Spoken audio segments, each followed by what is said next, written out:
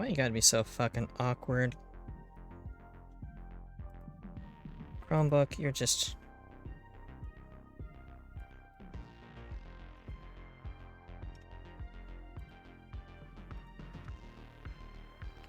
Come on.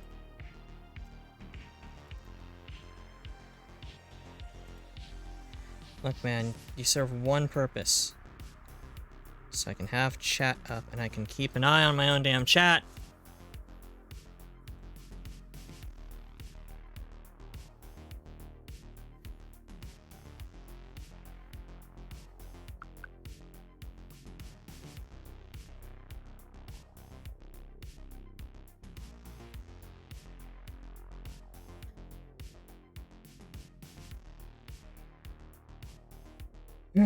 Goodness me.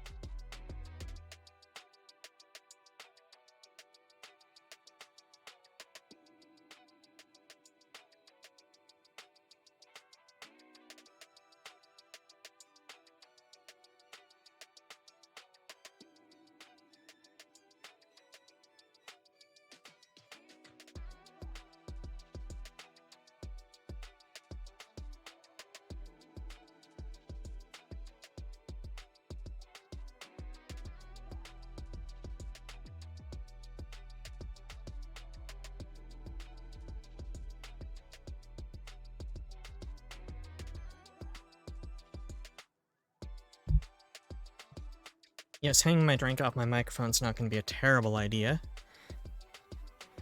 We shall find out. So we're streaming.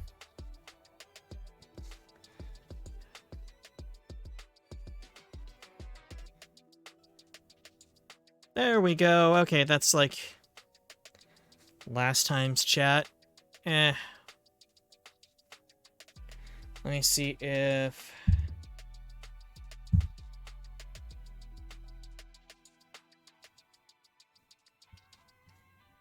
Yeah, that didn't seem to do anything. Whatever. It's all the way over there. I ain't dealing with it.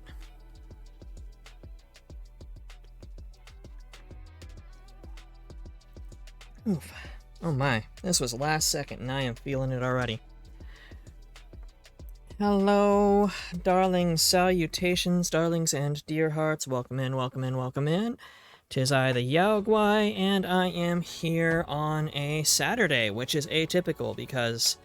I have a house guest over, but he's filling in for somebody at their work today, so I don't have the house guest at the moment, which I guess is convenient. Goodness. So I was gonna do this like Thursday, then I was gonna do it Friday, but Friday, yeah, sucked. So instead, I am going to be doing it today. This is the Sharpening stream. Why? Because I need to shave. And I wanted to get the video up to get, you know... Well, to get it up, to get it out there.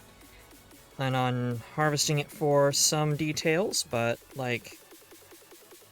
mostly just turning it into a... primer on using sharpening objects. And then maybe do a more detailed video later. Don't know. Either way, This has already been a heck of a weekend, but we are here. Hello, Swarmy Darling. Hello, welcome in. Oh no, did I not turn on a Darling counter? Oh no, there it is. I did not recycle the Darling counter. Well, okay then. That's gonna be awkward. Alright, fine, I will get up and do that. Damn, I didn't want to move. I'm a little afraid too because I might knock something over, or if I sneeze wrong, my terrible Chromebook is going to lose connection to the chat, and that's the only way I can actually monitor chat right now.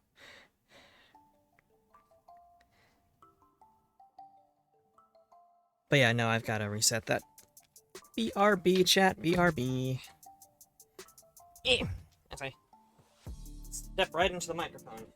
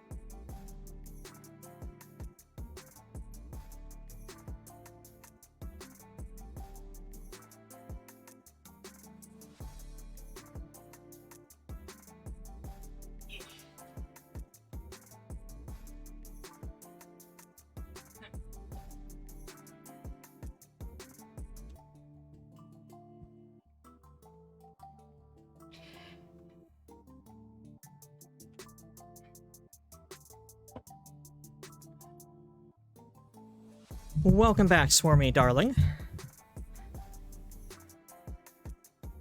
Darling!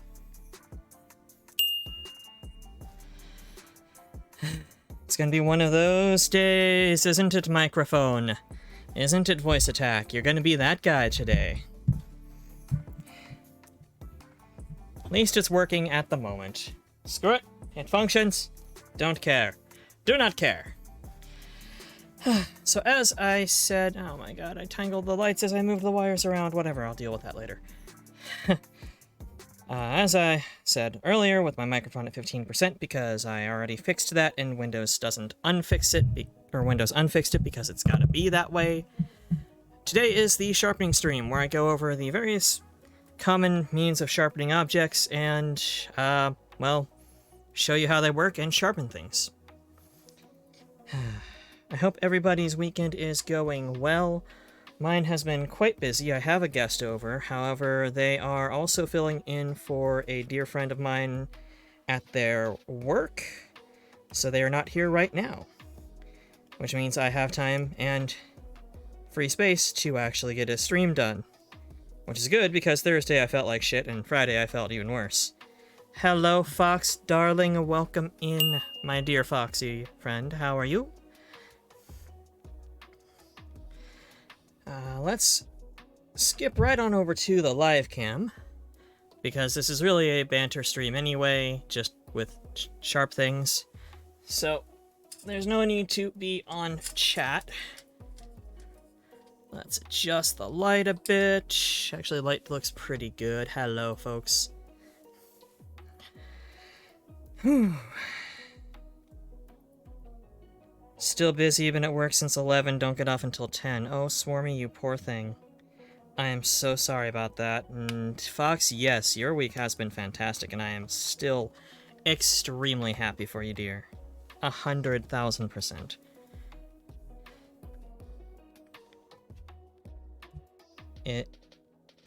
I am so happy. Welcome to the club. So, I've got with me here, 3 different really, well, technically 4 methods for sharpening things. We've got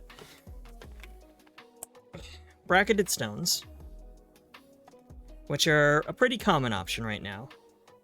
And they've got a plastic handle to them or metal handle to them, and they're a small section of synthetic stone Usually, sometimes they're natural. That part's actually secondary. With a guide and some rods to keep everything in line and some blade oil. Kits like this are pretty common. They can be got for 20 to 40 easily enough. Expensive, nice ones are upwards of 100 or so, but really aren't necessary. And if you are working with a wide variety of blade types, you know, sharpening a kitchen knife one moment, sharpening an axe another moment, they can be versatile enough, but do sometimes limit themselves because of the whole bracketing and everything. You don't have to use the guide, but that's kind of why you buy it, is for the guide. However, if you're mostly working with knives, this is a good option. This one is by Lansky, not, Moneta, or not paid promotion by any means. But Lansky does make good sharpening devices, which is why the second option here, the easy option, is also by Lansky. This is a sharpening rod system. Also guided, you've got 20 and 25 degree, which are the two most common edge angles to have a knife at. Let's see here. Camera, can you come up a little bit, you wiggly bastard? Come on.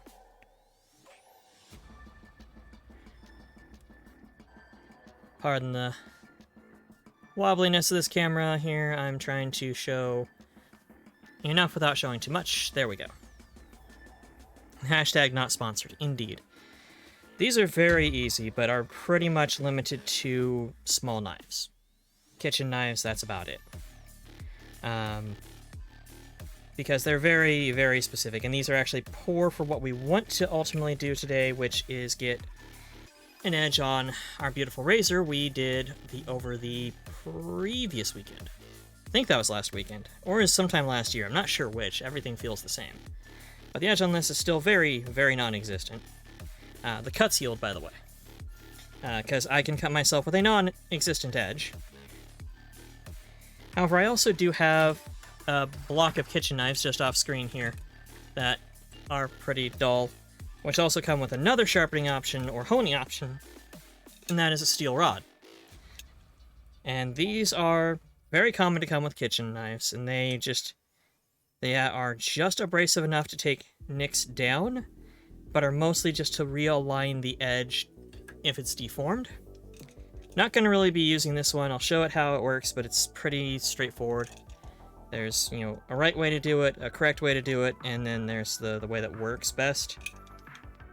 But honestly, these are, if they come with your knife set, they come with your knife set, which is good. If not, don't worry about it. The difference between sharpening and honing. Sharpening is removing material from the edge of the blade to profile it for a sharp edge. So it is abrading the surface down to a fine meeting point between the two sides to create something that can cut. Honing is, while it can abrade, is largely it's micro abrasion, like 8,000, 12,000 grit, but is largely also the alignment of the edge. As you use an edge, and I wish I had a high-powered camera to show this, but as you use an edge, it will deform. The cutting edge will warp and twist like this. And honing is running something across it that straightens it out, bringing that edge back into alignment to make it optimal for cutting. Honing can, like I said, also refer to the higher end of sharpening stones, 8,000, 10,000, so forth. Grit stones, because you are doing as much alignment of the edge as you are actually removing material at that point, but technically, sharpening is removing material to create the edge, honing is aligning the material that's there. And then stropping, a third thing, is to remove a little wire of metal that builds up when you sharpen and hone that can block the edge. Because metal is ductile, especially steel, which is what you'd be using for most edges. And what that means is it will deform easily, it can be bent and turned into a wire, ductility specifically is its capacity to turn to a wire. And when you are sharpening, when you are scraping material off, you will build up just this little thin, flappy bit on the edge that kind of goes back and forth. That's a piece of wire, basically. And stropping is a means of removing that, either by dragging the edge through something to pull that off, or dragging the edge across a softer surface to sort of work that back and forth, back and forth, back and forth until it breaks off.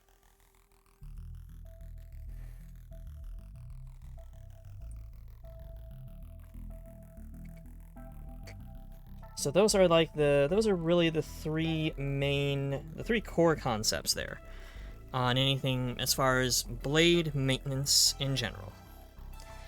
Let's see here. I mentioned stone kits, rod kits.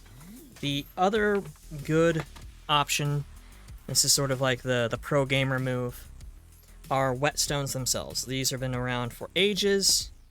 This is sort of the core of what people used to sharpen with for a long, long time.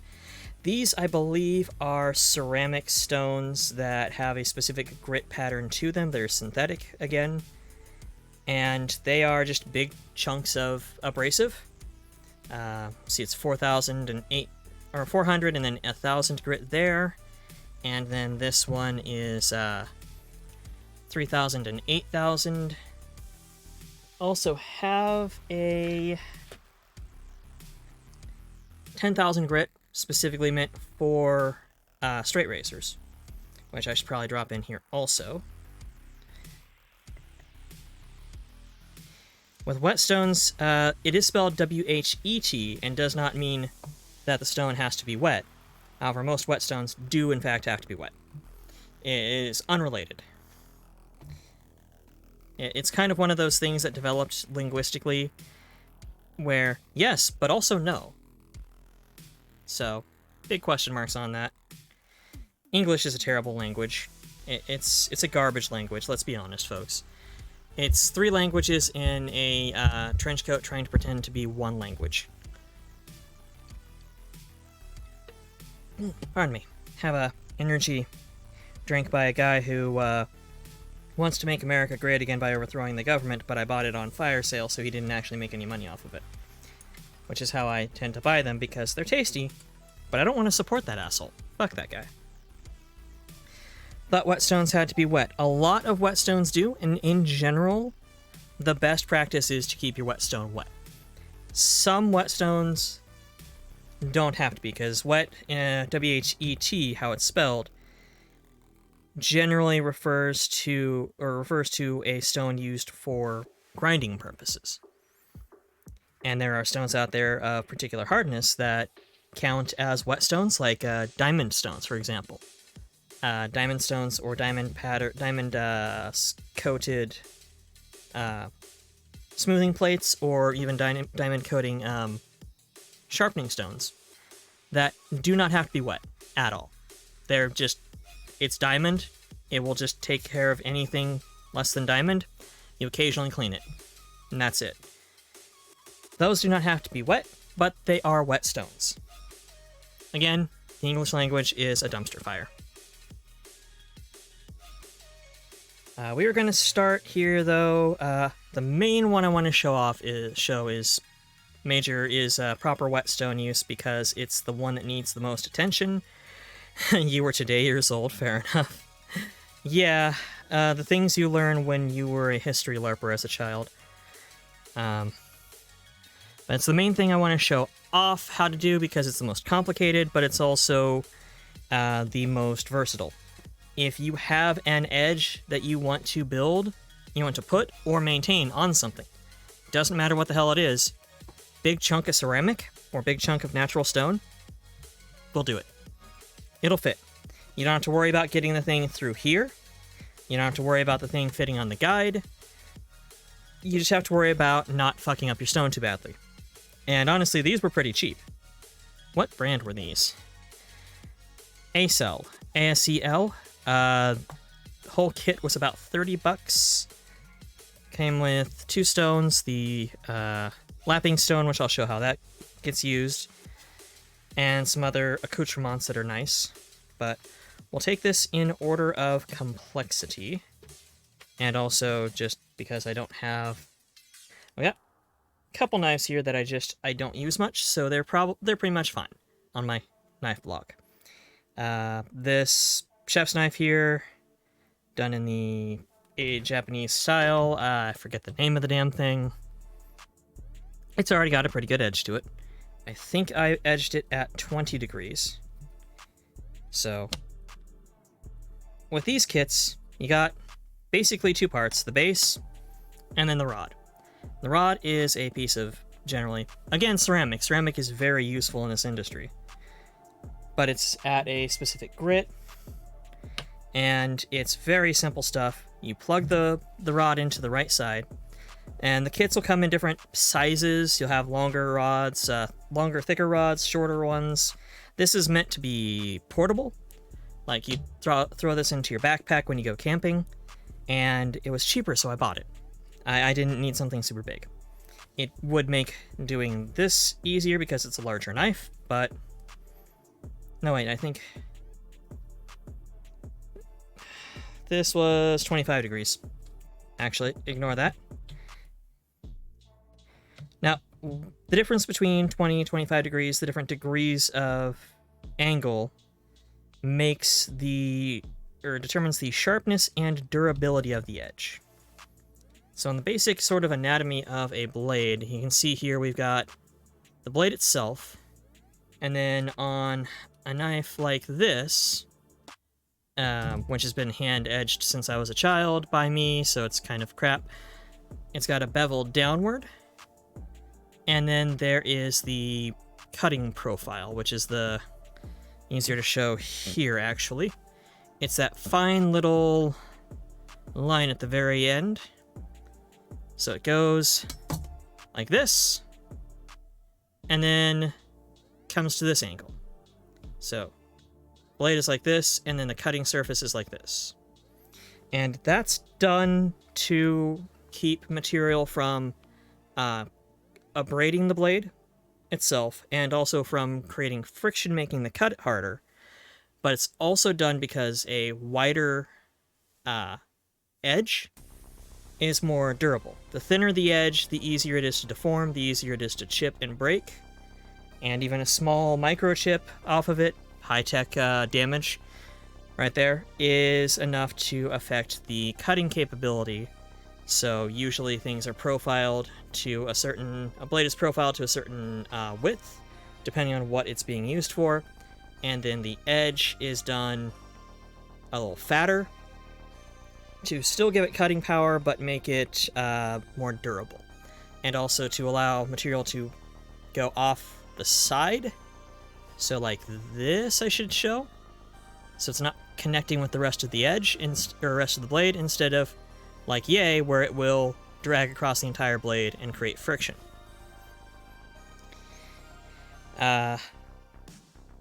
Generally, the lower the number, or the lower the degree, the better the sharper it's going to be, but also the more durable. The steeper the angle... Wait. Yeah. No? Fuck. Am I having a moment?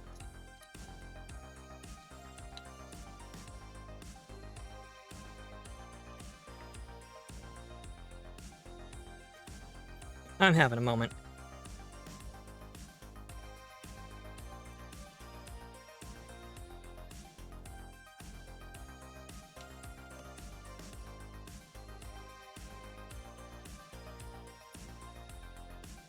Yeah, the steeper the angle, the higher the numerical value. Goodness me. The more offset it is from the center line, so from the edge itself, and thus the more durable. So 20 is going to be for something that you want to cut well, 25 is for something that you want to hold out a little bit longer, be more durable. Most kitchen knives can be put to 20 just fine. I use 25 on my larger ones because they're going to be put through torture, because I'm bad at using kitchen knives. I'm not good in the kitchen because I don't have the experience, but So I want them to be a little more durable. Now with this system, literally any child or person you can trust, maybe get yourself a drink something sharp and stiff perhaps. Fair. Thinking about it, but honestly drinking and sharpening is not a good combination. Ask me how I know.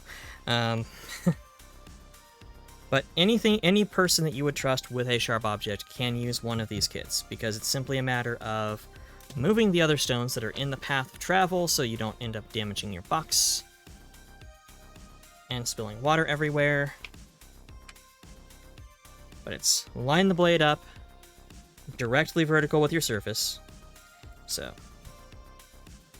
and then drag down. And this is really all it is.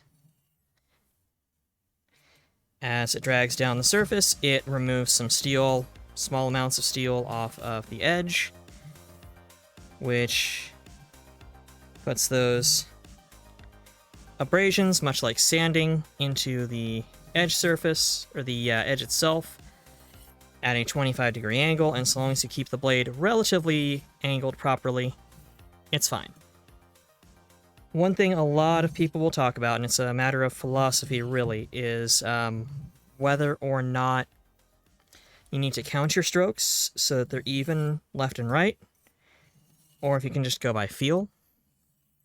Technically speaking, having an even number of strokes, left and right, will keep the edge in as close alignment as possible with the center of the blade.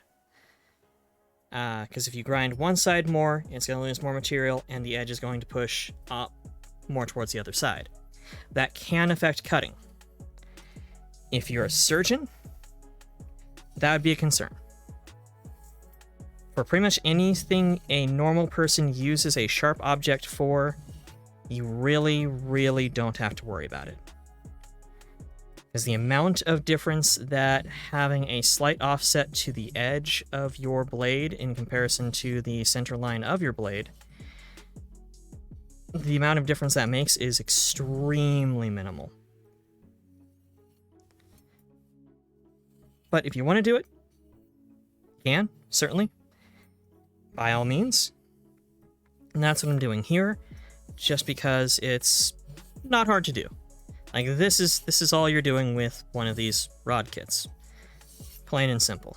Super easy. Barely an inconvenience. Biggest issue is, because of the fact that it moves so slowly, it's going to take a while. But already, though, I'm not sure if you can see that.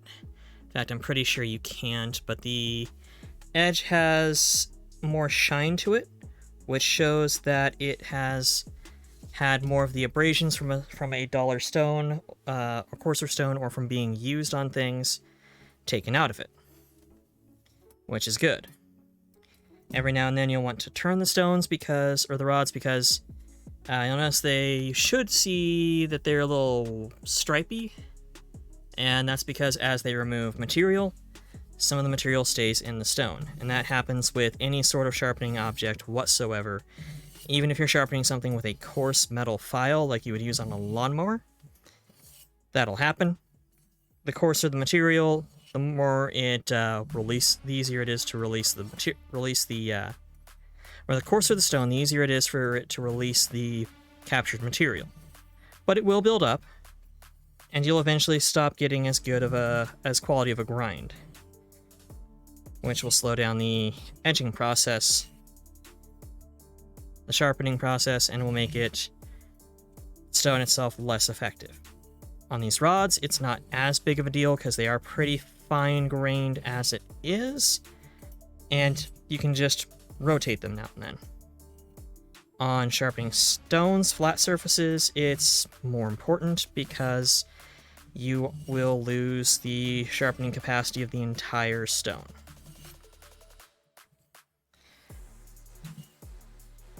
And that's where you just clean them. With ceramic rods like this, a gummy eraser, like one of them squishy artist erasers, works just fine.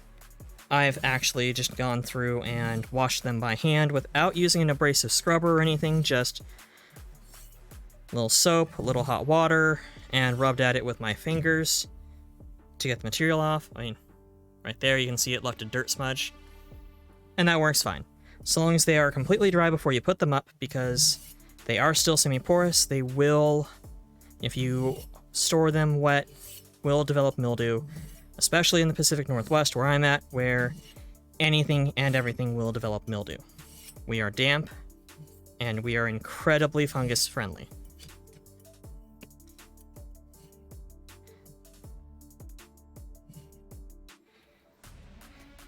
And I'm honestly not going to worry too much about you showing these and using them, because it's real simple, folks.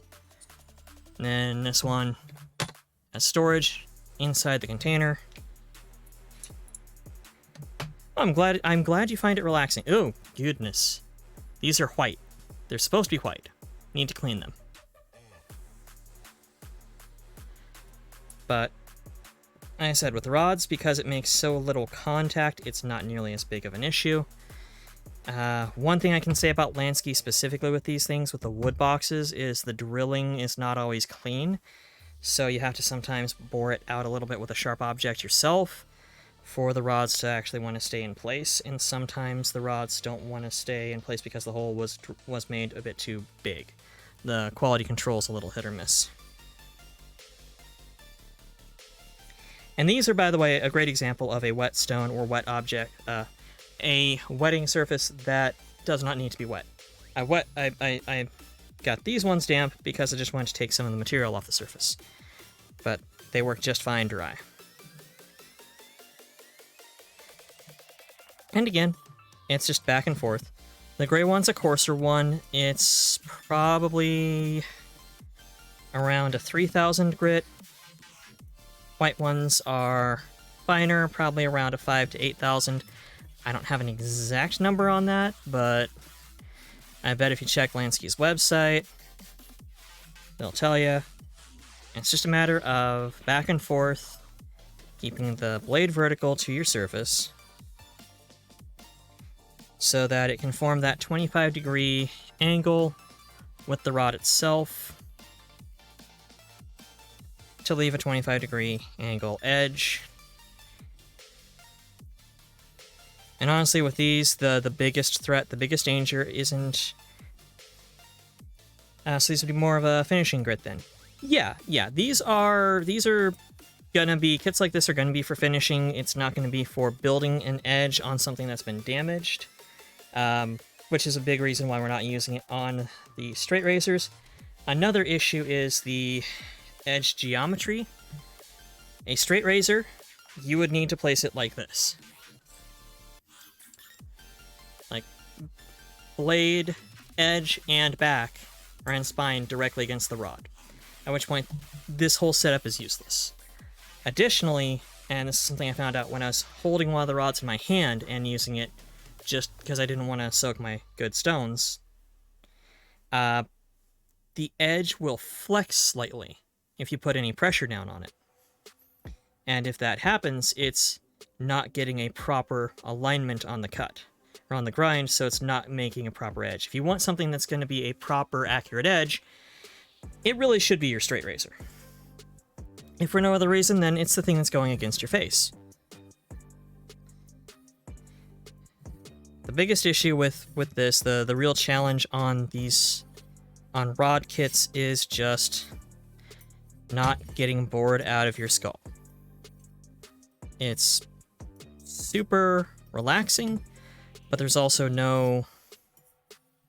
it's hard to build a rhythm to it, and there's no real set ability to, you don't get as good a feel as you do with stones. So you're just relying on, I'm going back and forth. But like I said, they're extremely easy. And if you're doing something like, if you know somebody who likes to cook and likes to keep wants to keep their knives in good order, a kit like this, perfect for them. If they're not wanting to, say, sharpen boot knives or camp knives or murder weapons, if they don't have swords they need to maintain, murder weapons, if they aren't the type of person who's too cheap to throw away an X-Acto blade and thus re-edge them, or as I was before, way the hell too poor to do so. These are not flexible enough. You can make them work, but it's a lot less it does work and a lot more it can. It's not in any way ideal.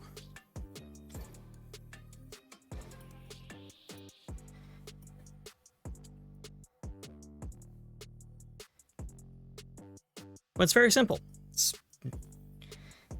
A casual user, this is all they will ever need. What about murder weapon? Can those work? Depending on the murder weapon, they can work just fine, but if you have a versatility in your murder weapons, not so much.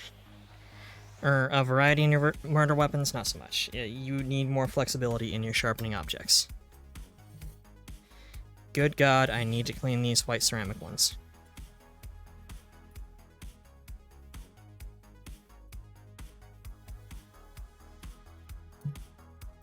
Also, these are, being ceramic, they are brittle, so doing things like I just did where I stabbed it, you could potentially take a chip out.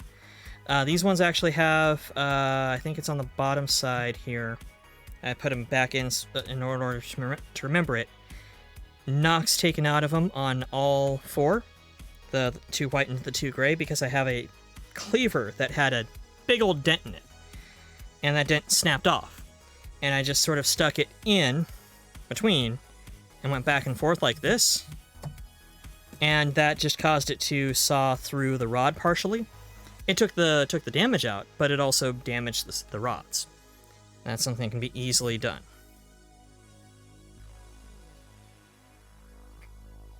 Most companies will sell replacement rods, but at the same price, it's usually at a price where you're just better off going, I'll buy a new kit. Because this kit was 20 bucks, I think. In fact, I think all three of these options were around the same price.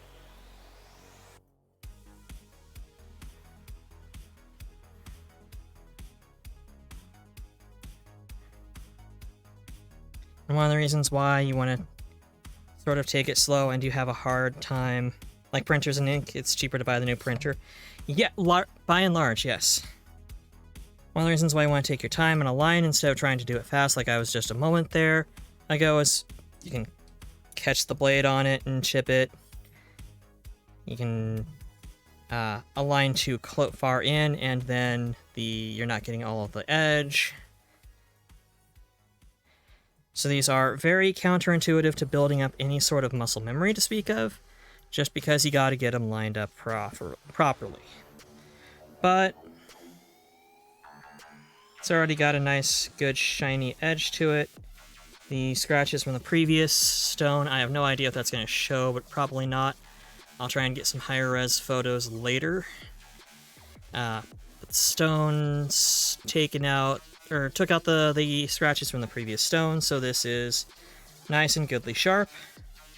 And then what I will do personally is, since I don't really care about the quality of the box, because it's here to take the abuse, it's got all these scratches here from being a little off on the downward, and then cutting it like here, is just run it, don't push, but just run the edge across the surface, and you see that dark line it just made.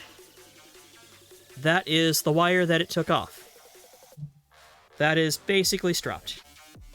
Lazy way of stropping it, but that'll do. And this is now nice and sharp. Do I have any paper to test on? Probably should have grabbed some.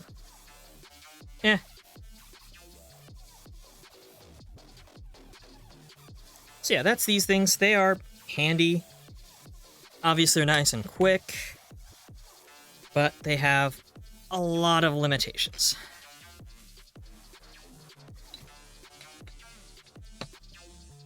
Everyone loves a good paper test. Be right back then. Let me grab some paper.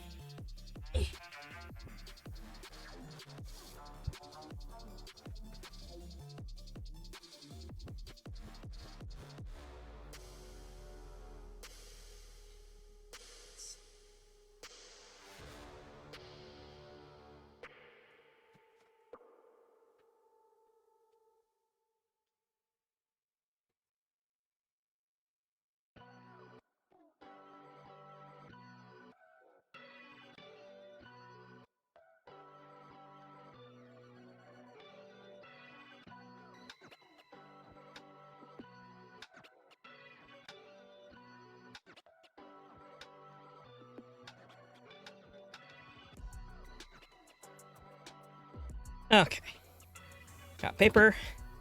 Also, I do apologize if there's a little background noise, but I'm on the second floor of a nearly century-old house, and the sun is out, so I had to turn my AC on. Okay.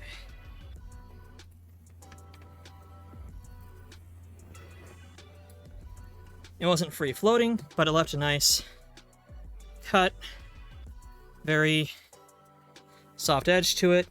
It's actually not as good as I would want, really. But...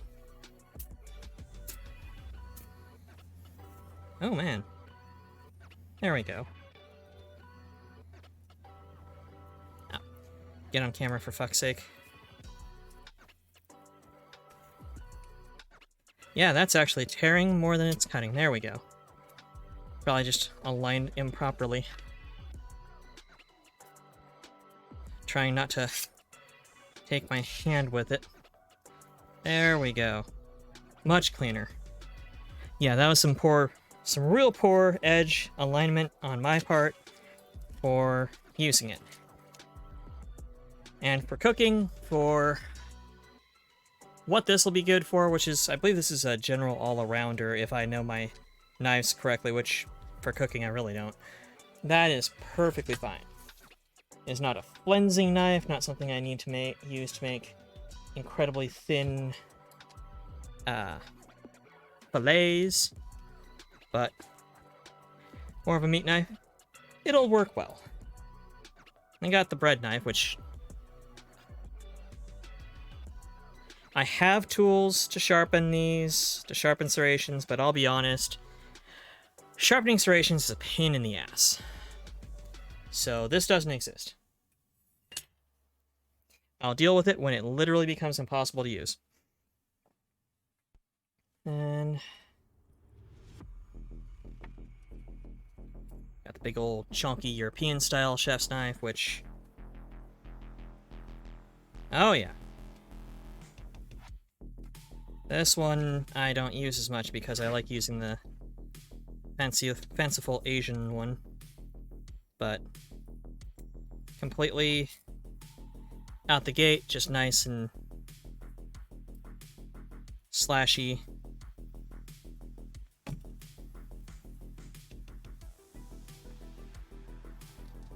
Could probably use a little bit of work. This was a set that a good dear friend of mine gave me when they replaced their knives.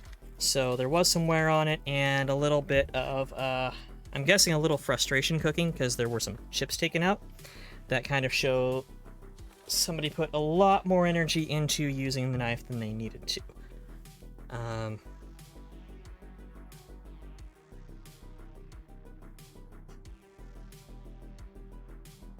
One sec.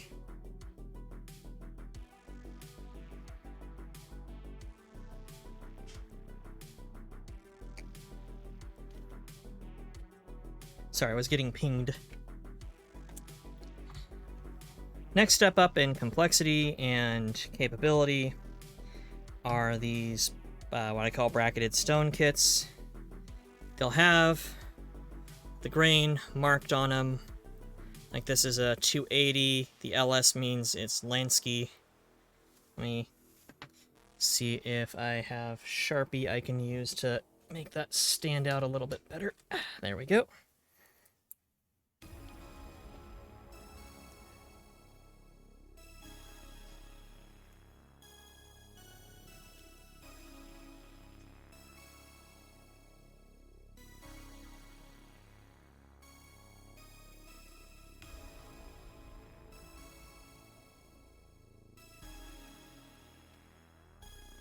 I think that helps a bit. Yeah, it just says 280, it's 280 grit. And these kits will usually have, like, really fucking coarse, like driveway. So 120, oh, these are backwards. 6, yeah. Discord chirpy chirps, yep. Like, this is coarse like a freaking driveway. Like, this is... you can tell it's taken some damage, it's got a sway to it already. because stones will wear down, which is one of the disadvantages of kits like this. But that is 70, and then 120, 280, 400, or 600. 280 to 600 to 1000. With it 1000 being ultra fine. Actually, you know what? I bet those rods are probably 500 and 1000. But these kits are fine. They are perfectly good. The biggest issue is that... Darling. Oh, hello, Seto Lobo. Thank you for becoming a part of the fluff pile, darling.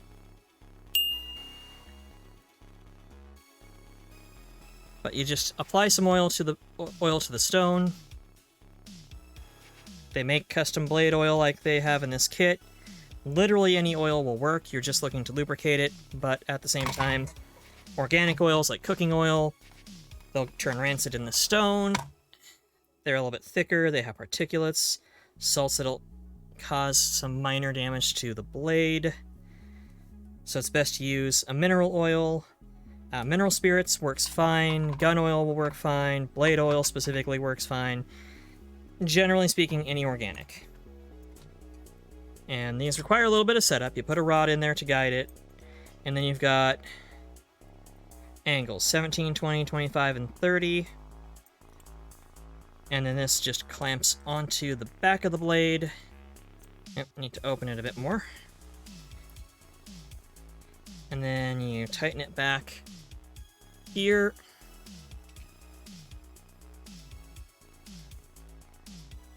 Keep it all nice in alignment. And then simply choose the angle you want. Gonna go with 30 and run it across. This also has a bit of a tendency to get a little dull, much like using the rods. But if you want a specific angle, if you're very precise about your numbers, want a specific angle and such, this is a very easy way to do it. A little bit more muscle memory involved. And then you just switch sides. You can either switch hands or change the way you cut. There's a bit of a question on if you go towards the stone or away from the stone. So a cutting stroke or a stropping stroke. Generally speaking, you want to make it a cutting stroke because you're at that point abrading the blade or abrading the edge in and aligning it in the way it's going to be used. There's also a bit of a question with these things specifically about if it's you run the stone across the blade, your active hand is the stone, or you run the blade across the stone, your active hand is the blade. I don't think there's a fucking difference. I know when you are using flint and steel, there is. You want to go steel is active, flint is passive, so... But generally speaking, these kits will have you move the stone over the blade. Not really that important. It's one of those odd little things. Now, with kits like this, where you're going through a gradient, or with any sort of system where you're going through a gradient, you do want to make your last few cuts, regardless of whether you go forward or backward, you want them to be forward cutting strokes. And you want to take it down to just a couple on each side, because that'll help you keep... That's just gonna make that wire thinner and thinner on the edge. I used to count my strokes with systems like this, go 10 on one side, 10 on the other, then 10 more, then 10 more, then 9, 9, 8, 8, 7, 7, get to 5, do 5 3 times, do 3 3 times, and then do like 1 10 times. And I gotta tell you, That is a very, very good way to get really good at counting small numbers and then forgetting them and then getting frustrated because you don't remember if you're on your third set of 5 or your fifth set of 5 and can move on. And it really doesn't make a difference. It does not make, again, any discernible difference as far as the edge. Maybe if you're a surgeon.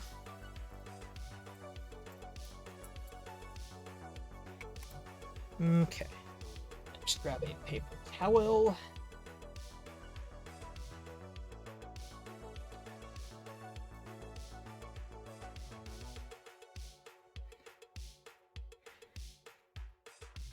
And with this, I think you can see it here. There is a difference between the bevel or the edge I ground in over years as a kid using stones manually and not being good at it. And if I turn it just right, you can the light should catch the thin edge we just put on there. I can already tell you it feels sharp. It does feel coarse though because this is a 280. Yeah, 280 stone. One reason you want to use oil with these stones is that it does hold on to the material a little bit better, so it wipes off cleaner. And if you put it away a little damp, mildew won't grow in oil. Now, kits like this have a whole bunch of these rods so that you can set up all of your stones at once, but why? Doesn't really make a difference. Unless you're going to be going through and sharpening a lot of things, like doing your whole kitchen block with a set like this, which is a good use for these, actually. And you're just going through the gradients, so you do all of them at extra coarse, and then coarse, then medium, then fine, then extra fine. If you're doing that, it makes sense, but otherwise, meh, just move the rod to the next one and move on. I'm not sure if you're actually able to hear the difference, but it's definitely moving a lot smoother because it's a smoother grid. It's twice as smooth. And you're hearing more of the metal on metal between the rod and the angle setter, dealy, the clippy thingy, than you are of the stone itself.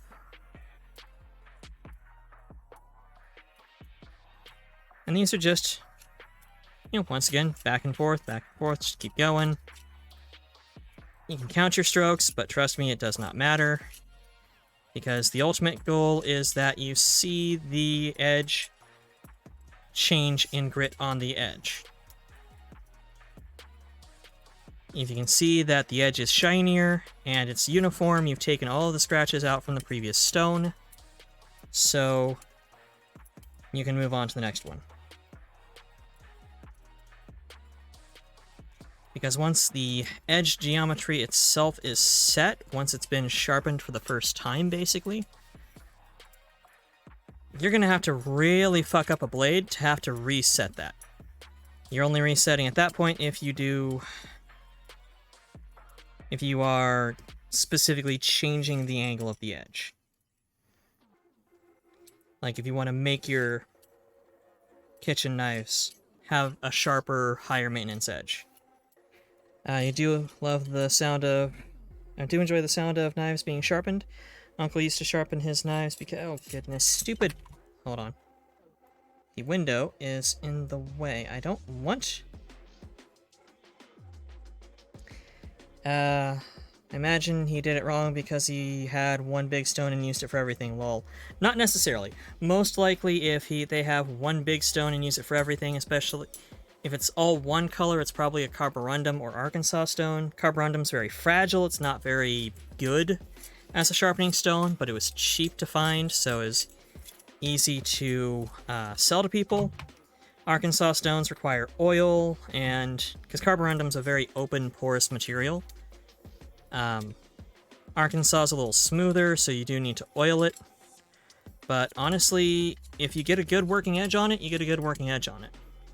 I like to have things as sharp as possible for two reasons. One, It makes the tool work better, plain and simple. You have to put less pressure, the cut's finer, it's all around a better option. 2, if you cut yourself, it won't hurt as much. Won't hurt as much at all. Brownish red, never used oil, just ran his knives across it. Brownish red would be an Arkansas stone, carborundum's gray.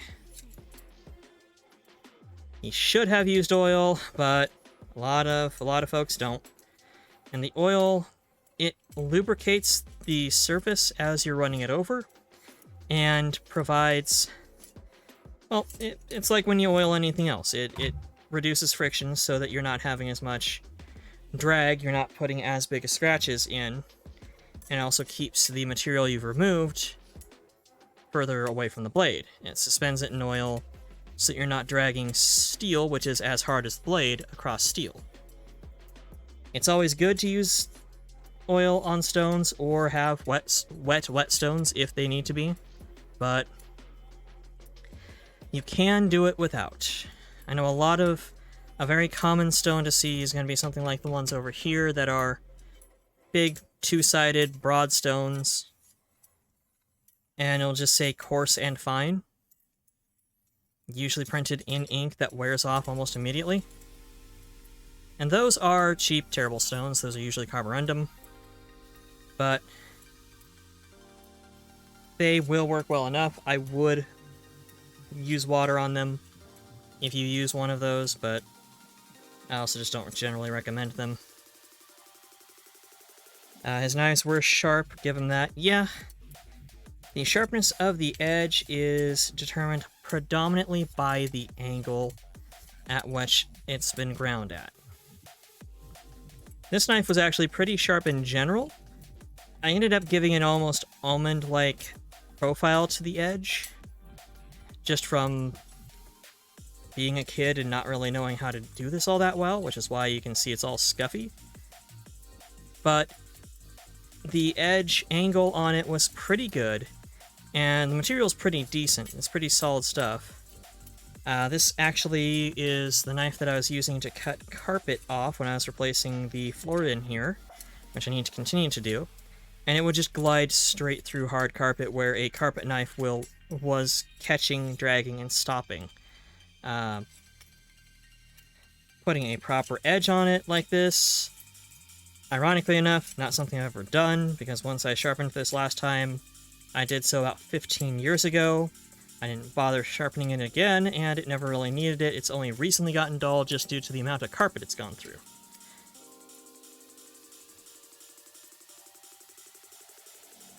Now, one big advantage of using systems like this is because the weight's suspended and everything's distributed, you can feel when it's not catching as much. You can develop a feel for it. And when it's not catching as much, you've met smoothness on that side, and the wire has pushed over to the other side. So when you're on the home stretch like this, you can really kind of feel which side's doing better. And feel when you need to move over. For example, this side isn't getting as much grind to it that applies. This is a lot smoother this way. This way, I can feel it catch, especially right around here. So I'm doing sort of a 2-to-1 to even it out. And I think that's just due to me sharpening it poorly as a kid.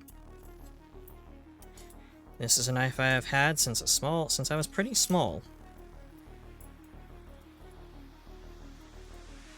But it's served me well.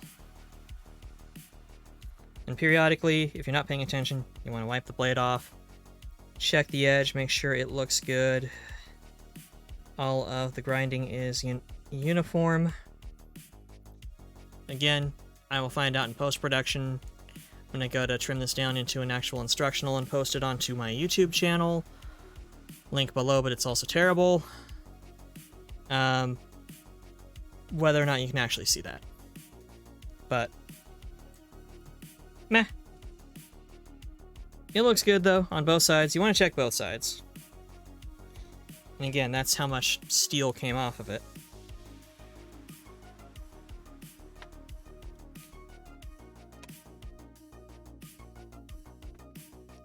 Kits like this are very much the intermediate type of thing, because these will work on a variety of edge shapes. If I were to take, I've got a nice big Santoku. That's, I believe, the right term for that kitchen knife, the Asian kitchen knife, Japanese style kitchen knife. I got a nice big long cleaver with a curved tip, well, not cleaver, carving knife with a curved tip to it. That'll work really well on these. I'll just have to move the clamp up and down because it's so long. Whereas with the rods, because the rods are so short, I'm going to be going in sections, and when I get to the tip, I'm having to like turn my arm at a bad angle to get that rounded tip. If you're sharpening, say, a hatchet, would you take it to ultrafine grit or stop at medium or fine? I would probably stop at fine for anything that has to do really rough work.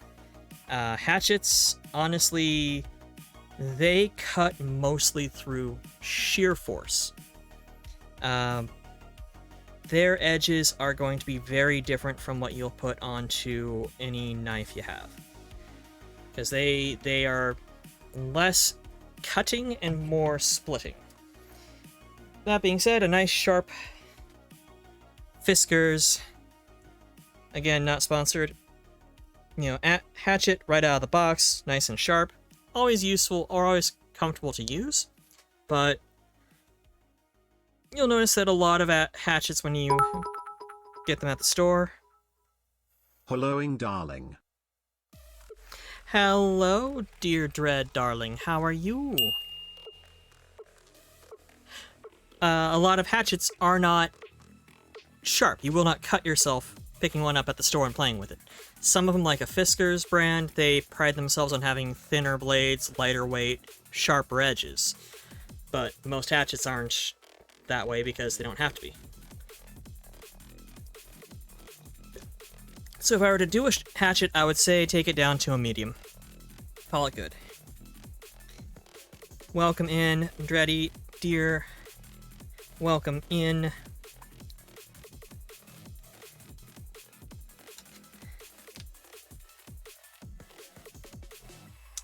But most knives, unless it's something that you know is going to do a lot of rough work, like a whittling knife. Well, no, actually whittling, you want it to be sharp too. I'd say most knives you want to keep nice and sharp. You want to take them down to an ultrafine or further. This one is ultrafine, it's 1000 grit, which you'll notice is about a third the grit of the third step among these ones here. That's how important those are. Again, just back and forth. Now this stone, I don't know if it will show, but the first time I used it, I put a little bit too much angle on accident and put a fine line right there. So I can feel it sliding, catch, and then slide. That is probably my biggest issue with these systems is I have to buy a new stone. This has to be replaced because I put a fine line to it. If I want it to be something I want to be very precise, which that's the point of having something with a guide to it and everything, this needs to be replaced. This one needs to be replaced because it's dull, it's starting to get sway-backed. I'll have to play Ratfoot Witch Doctor for the evening. Hope I set fire to our ship finally. Maybe instead infect the whole crew with ghoul fever. Have fun with that. That actually does sound delightful. Hello, Maeve. Welcome in, darling. Welcome in. You are third and also the first to redeem one of the numbered redeems, so congratulations. We have our third before our first or second.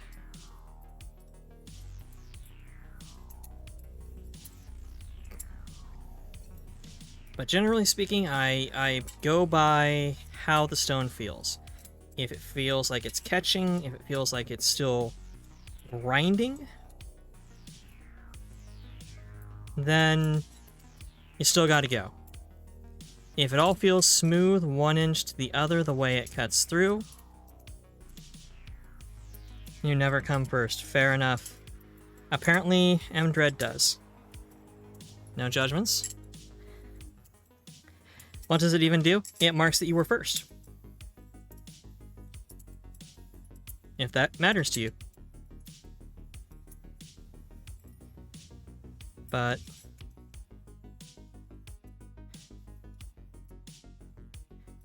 big stretch. Yeah, thank you for the big stretch. It is super important in the workshop because good freaking gourd. It's very easy to get crab shaped. Or shrimp shaped here. What number? Take a break. Friend of mine asked if he could come over. I said I was going to be streaming, but I don't think anybody else is doing anything. And instead of checking with them, he just showed up. So, meh. Shrimp shaped, yeah, hunched over. All curly like a shrimp. Or shaped like the kind of person who hunches over their keyboard, typing out OMG stunning to every VTuber and streamer that they watch while throwing thousands of dollars away. Depending on your definition of shrimp.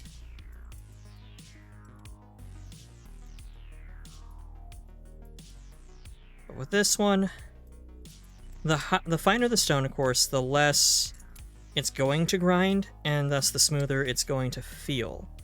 So at some point it becomes difficult to feel, or if you've ground well enough to get the previous stone's scratches out of the blade. Because that's ultimately the biggest part of sharpening. The most important thing to remember is to get the previous stone's scratches out of the edge so that the whole edge is uniformly one grit, essentially.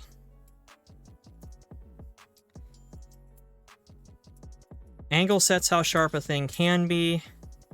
The grit of the blade sets how sharp it is, essentially. Want some popcorn shrimp? Ooh, I could go for some popcorn shrimp too. I shouldn't. I'm actually, yeah. Decided to feel a little self-destructive and had some old Jack-in-the-Box spicy popcorn chicken. Terrible stuff, but tasty.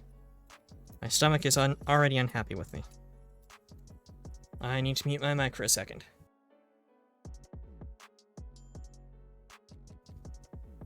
I think it would have been sensitive enough to pick that up. Third pizza this week. And I think it's a bad idea. Yeah, I have a hard time convincing myself not to do frozen pizzas for lunch because it's something I can just toss in the toaster oven, get back to work. It's done.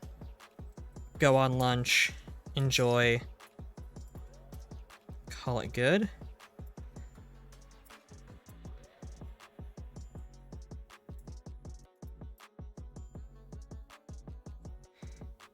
But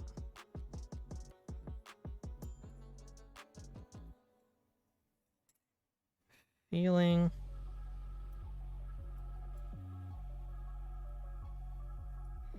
it's feeling pretty good. And I'm not going to worry too much about it because the main thing is that it is a good working edge, a good general all-around cutting tool for anything from trimming up wood to leather to removing carpet. It's going to get the rough treatment, but it is nice to have everything in proper order and as sharp as can be.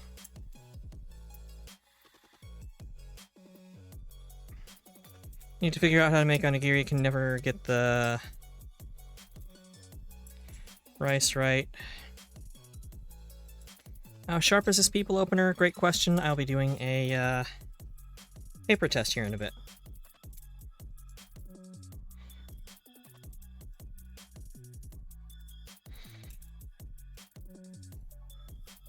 And you don't need to apply a lot of pressure. More important that you apply even pressure so that the blade stays in contact with the stone as much as possible. So it doesn't, like, the stone doesn't lift up. You see that? Because that's just going to grind into the stone wrong. You'll end up leaving a mark, like this one already has. And you're going to dull the edge, which is the opposite of what you want to do.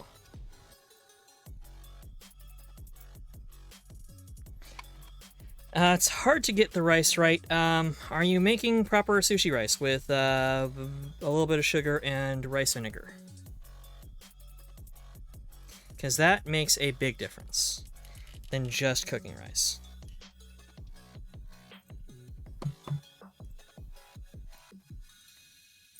How was this thing even laid? That goes that way.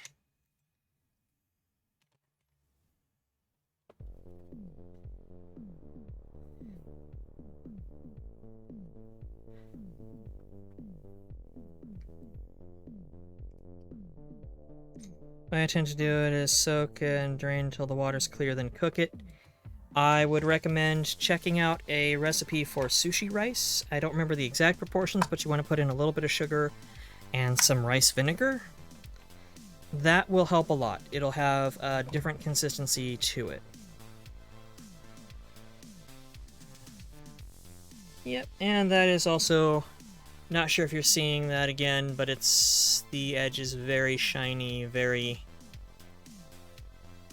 uniform. Looks like it has potential of actually being caught by camera.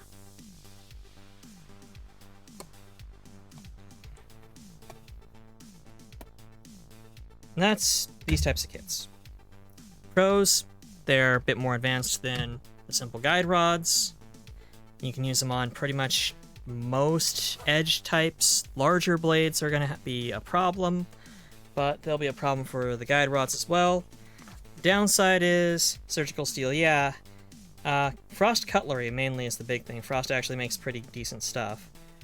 But the downside is it's more complicated. You're going to have to replace these stones probably more than you will the rods. You're more likely to damage the stones, and it's just got extra stuff to it. The rods are, doot, doot, doot, doot, as shown. But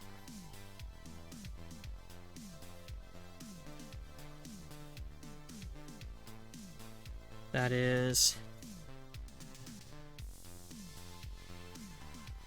also a lot better edge on this.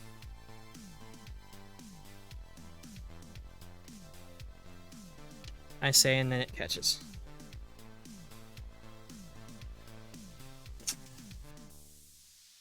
Fuck you, it doesn't count if you didn't see it, because it's been removed. And this is at a 30-degree angle instead of a 25-degree angle, so it's actually, theoretically, duller.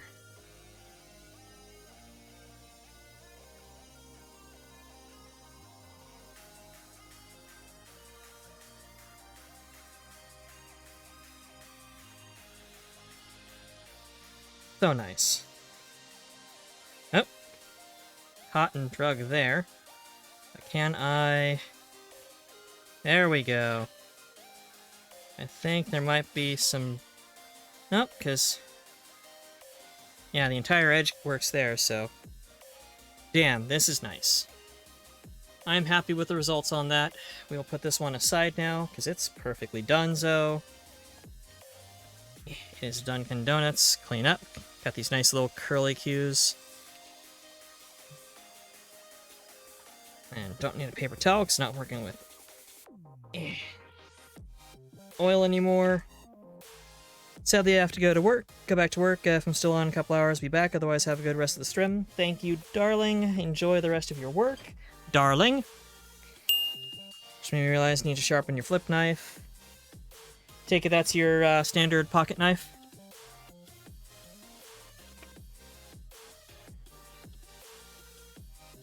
I'm curious how well this works, given the fact that you saw me on stream take the edge off of it. That actually, wow, explains why I managed to cut myself. The cut is ragged.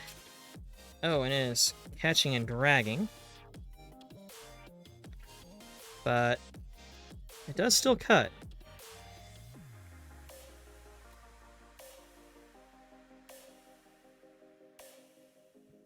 It's always good to have your pocket knife, your regular carry knife, be in good shape.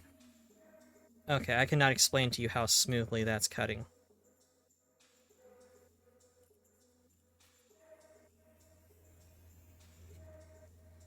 This is the duller of the two that I have that are properly sharpened. All of which need to be re-honed, re-edged a bit, just due to the fact that I've used them and shaving does a number on the blade.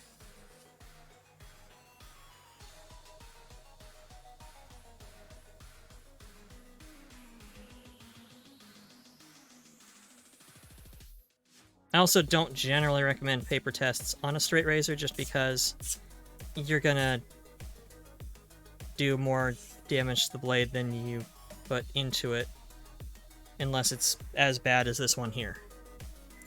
But having a nice sharp knife is neat when forced. In emergency cases, otherwise you don't need it. Yeah, I grew up sort of with that Midwestern American attitude of you always keep a sharp object on you.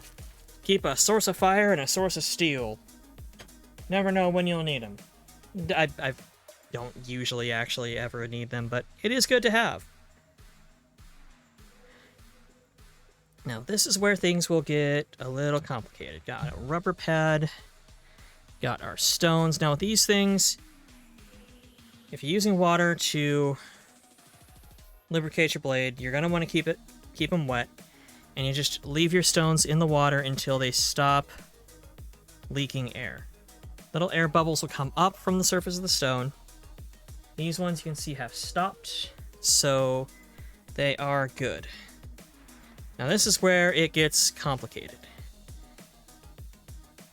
because this is where we start using more deformable stone, and it's, well, I'll show you in a moment.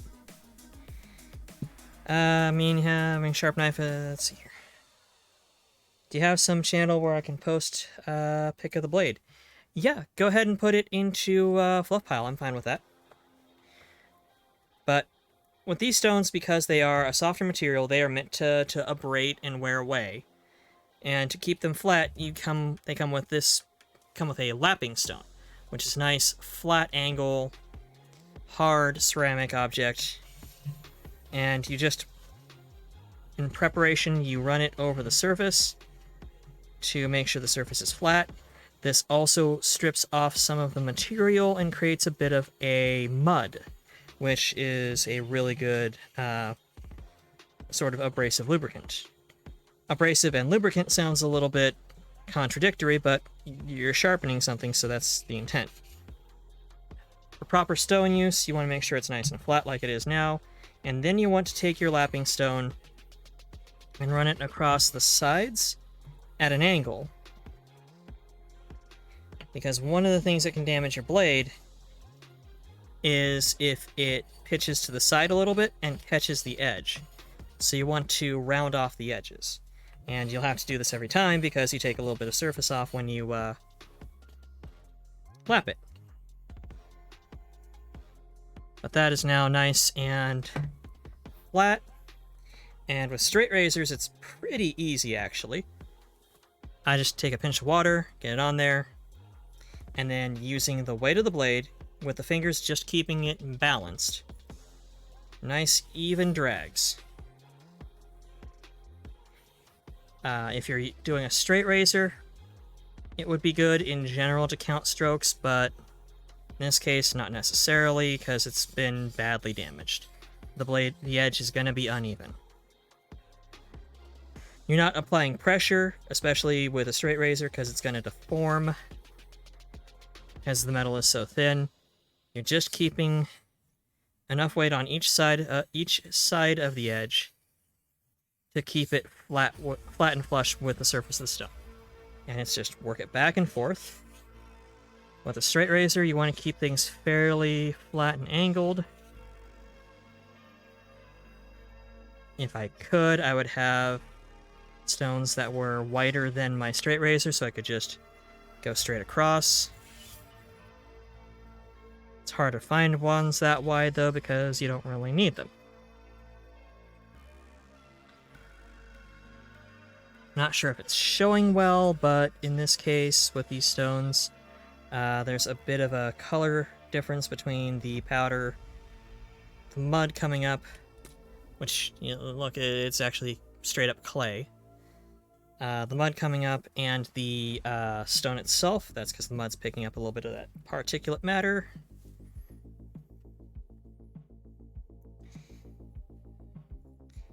Remember to have things lubed so anything doesn't go wrong. Yes, proper lubrication, darlings.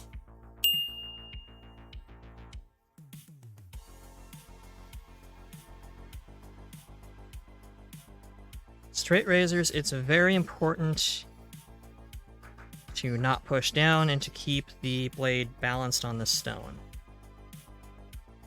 Straight razors also, by their design, are going to take more material off of the stone because they are very slicey boys.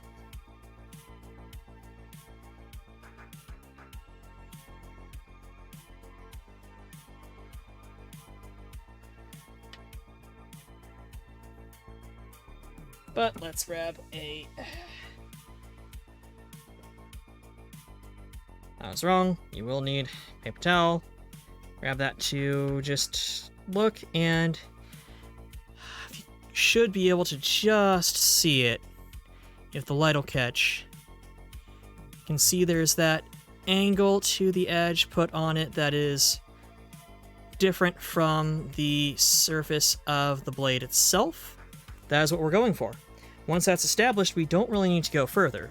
I'm going to put a little bit more time on this just to give it nice, even... Can't believe it'd been 1.5 hours and only said darling 7 times. Yeah, I know. Now, one of the reasons why you don't apply pressure is because these stones are soft, and a straight razor will cut deep into them if you're not careful, which will damage the razor and also the stone.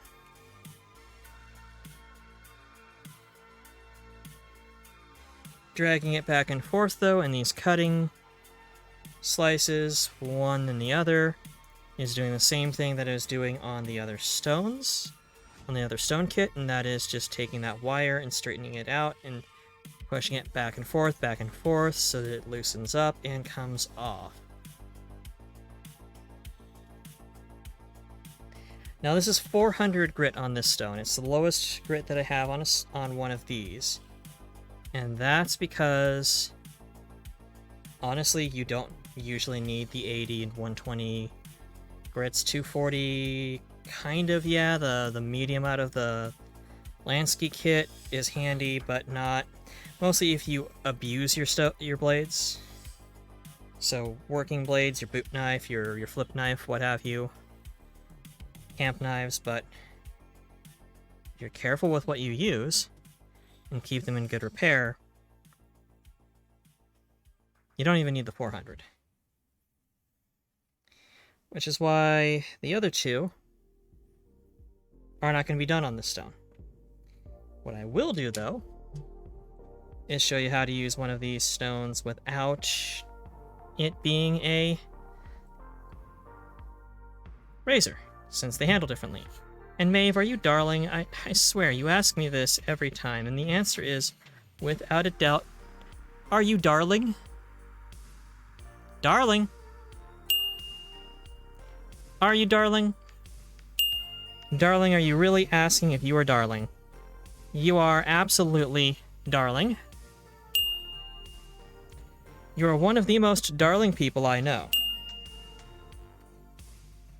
You absolutely are. You are darling, you are presh, you are absolutely wonderful, Maeve, dear.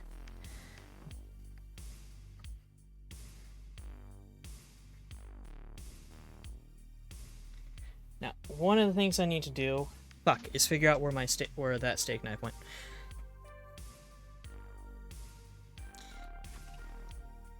I think it's been washed recently. One sec. Yeah.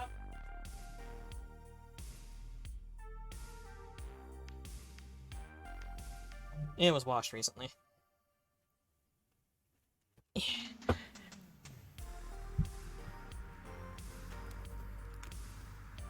Okay. Now, sharpening. Fuck yes, seems pretty human. And the one thing I need to do is fuck. Yes, basically. But this is where things get a little bit tricky. Is using a sharpening stone on just regular knives. Because if you put it flat, you're just polishing the flat here. You're not actually doing anything to the edge. Unlike with the razors where they give themselves a bit of a guide. What you want to do is hold the blade, hold your knife loosely in a grip, and put it to the stone, and it will put it to a pretty natural... Like, once it touches the stone, it'll line up. It's one of those things where you get a feel for it pretty quickly, but once the... trying to explain this. With the stone at a certain height, at a height where you're not having to bend your arms much, or not having to extend your arms or bring them up towards you. So around, like, belt height, counter height, your hand will naturally just lay the knife at the angle that would be good. At an angle that would be good. And then it's just simply back and forth. Again, the other hand applies just to provide pressure, or just to apply balance, not pressure. And you want to just sort of rock the edge.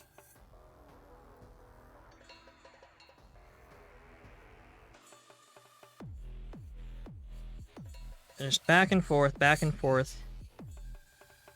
Getting the angle of it is tricky, but trust me, if you put it at about belly button height, keep it in a loose grip that's like yay. So thumb in alignment, got your finger where it will narrow, and your next finger where it will narrow. Just nice loose grip. It'll align just fine. And then it's back and forth. And then you switch over and do the same grip, nice and loose, a little tighter, and it'll align again.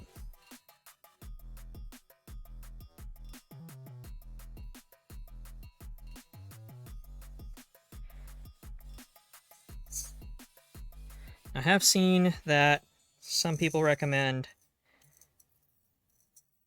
that if you keep your wrists at a certain angle, it'll stay flat. So this way, the grind is flat like this. And then if you switch over, use the same grip, it'll be more at an angle so that it grinds like this. And what that'll do is it'll put the grind, the points where it meets at the edge on the grind at an angle. So one way the abrasions are cutting one way on one side, one on the other, and I believe that makes a difference on cutting power. I can't say as though it makes a lot of difference from my experience, but it's certainly something you can do.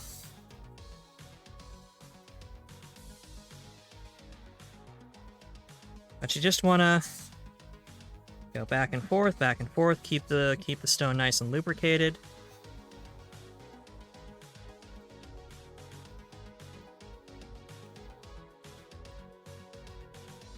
And make sure the blade is balanced. If it comes up, you'll start taking off the corner. Even if you round it, it comes up, same way, same thing. You just want maximum edge contacting stone.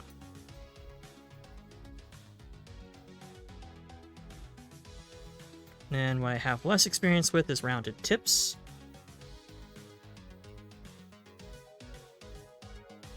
But it's apply pressure, and then turn away.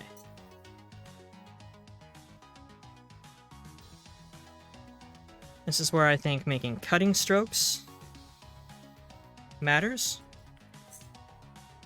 because you can keep the motion nice and uniform.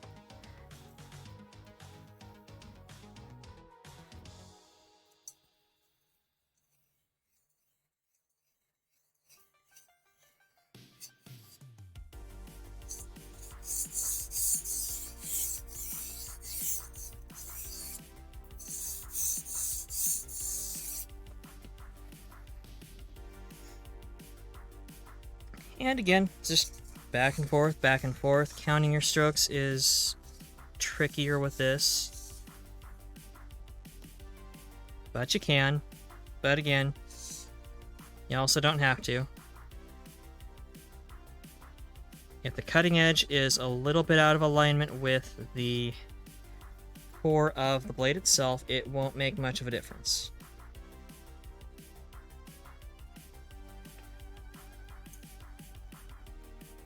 Now these were already relatively sharp, so I'm not having to put much of an edge on this. So I'm going to go through these pretty quickly. I'm mostly just making sure that the tips are nice and rounded. I'm not putting them back in the block right now because they need to be rinsed off. They've got clay all over them.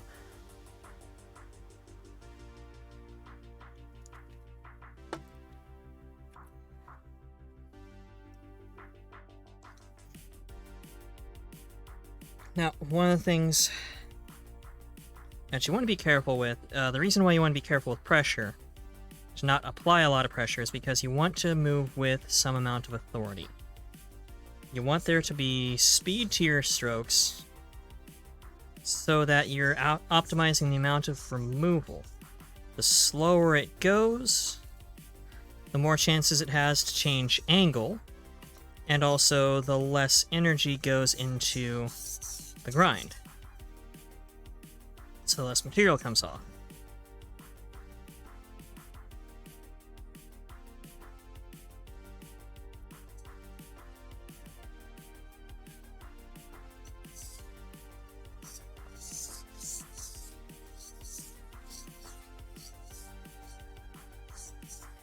Adam Ragusia, actually a good cooking YouTuber, actually did a while ago a sharpening video that I will probably end up linking because it's pretty authoritative, and I think he explains, at least for kitchen knives, the process a little bit better than I do.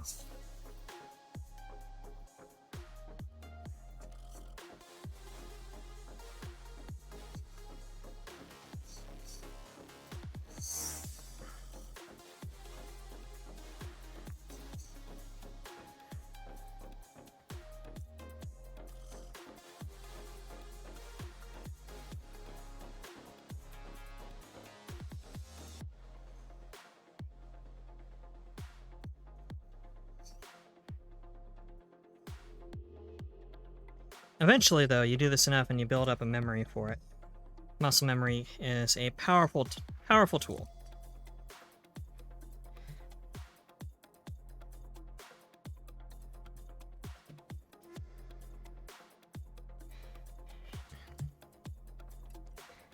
And this part's probably the boring part for you guys, because I'm just going to be going through a bunch of steak knives that have gotten a little dull from use.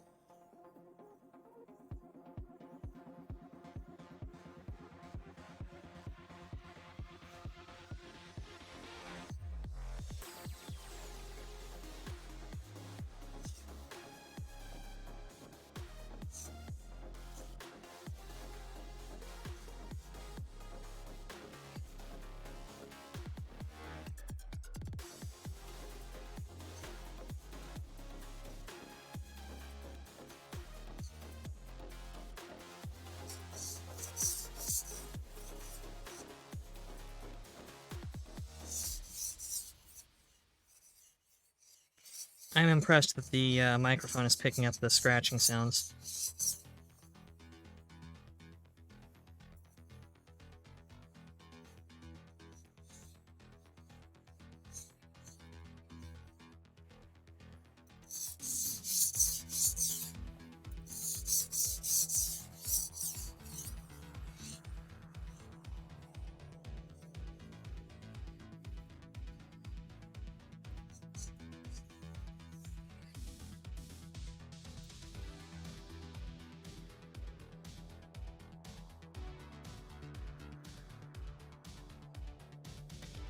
Now, these are the stones that I ultimately recommend.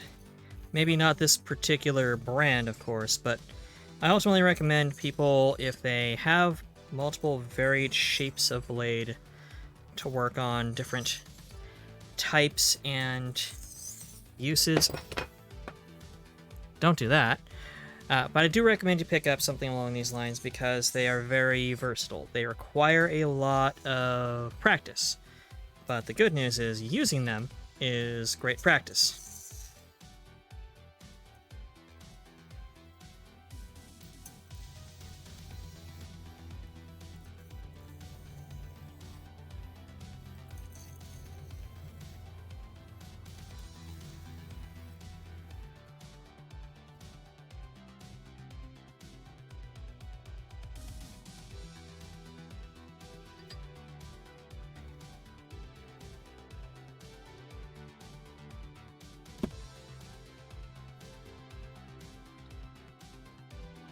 And just occasionally on the lapping stone over it real quick.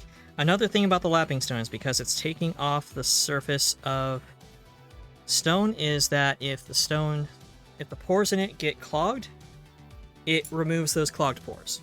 So the stone still operates optimally.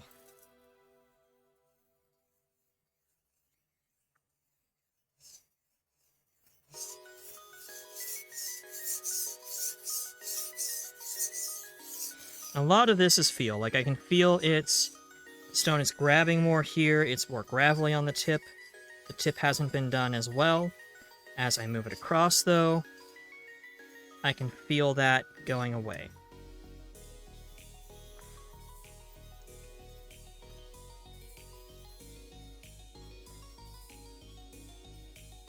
This side, very rough, haven't done anything with it. And it starts smoothing out. Tip.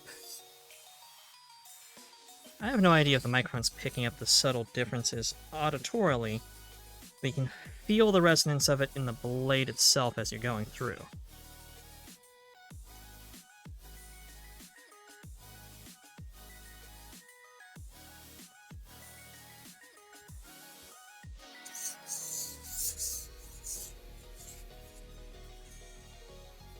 And I'm getting less grab each time.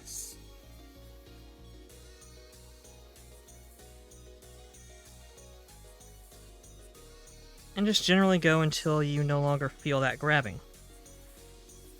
And swap, and you feel less grab, less catch and grind.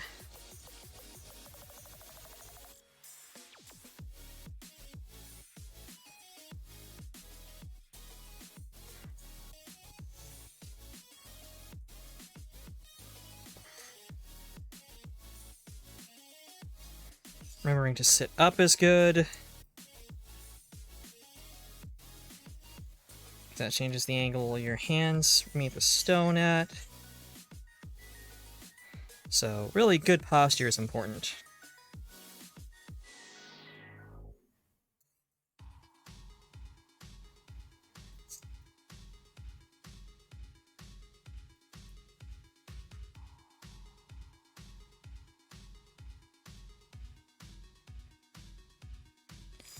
See, I keep trying to reverse it and cut towards myself. I've got a very bad habit of doing that with my old stones.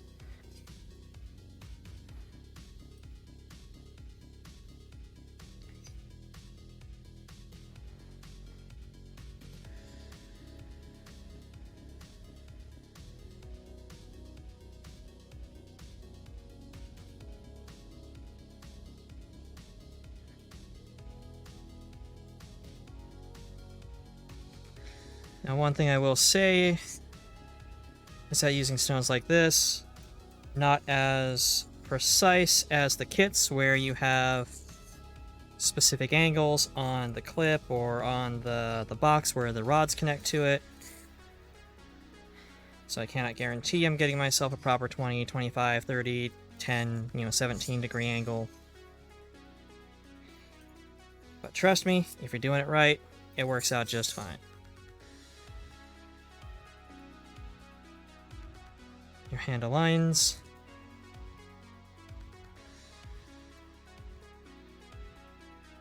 Everything's golden.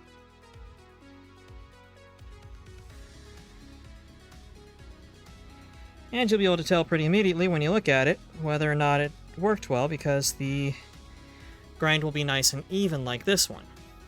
There's no real waviness, not even at the tip, to show that you've come off angle. It's all the same thickness.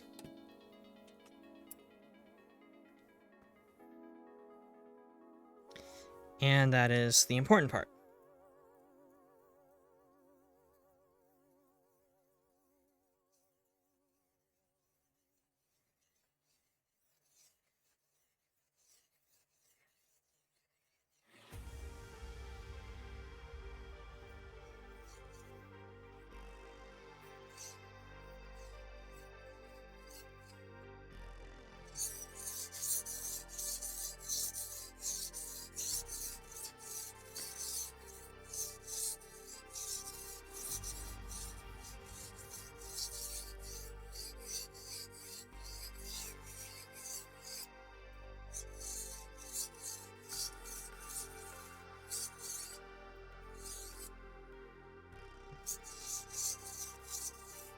These types of stones are the preferred method of like your absolute true professionals, and also sort of the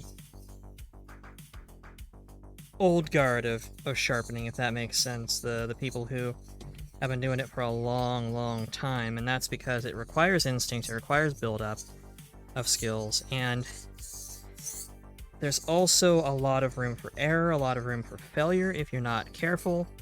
Whereas kits like these, you set the angle with the kit, and you can't, other than maybe a degree of wiggle room here or there from the parts of the tools themselves you use to set the angle doesn't change. The tools do it for you. Here, it's all skill.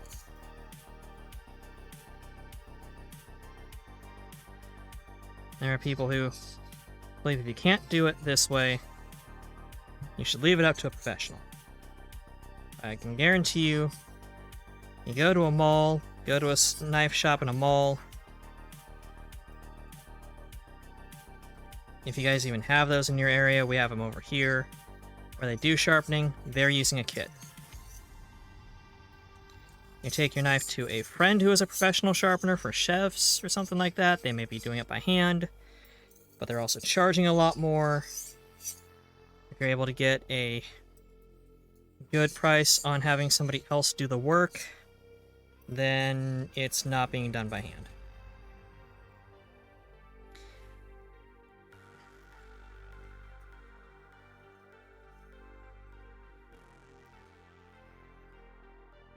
I can guarantee you that.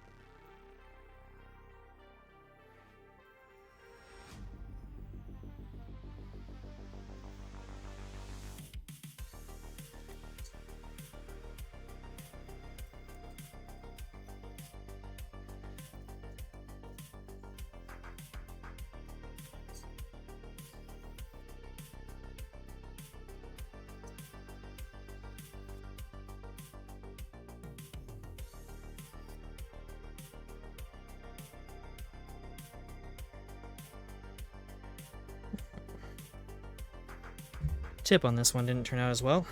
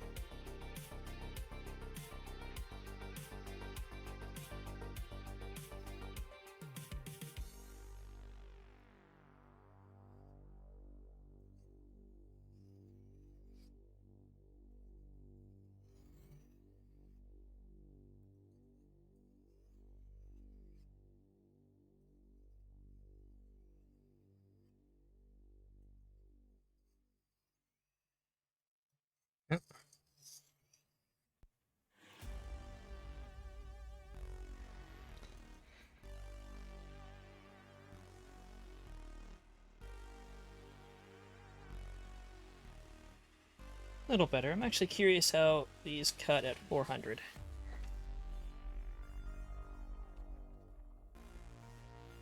Real rough. You can hear it catching. I can feel it's not evenly gliding.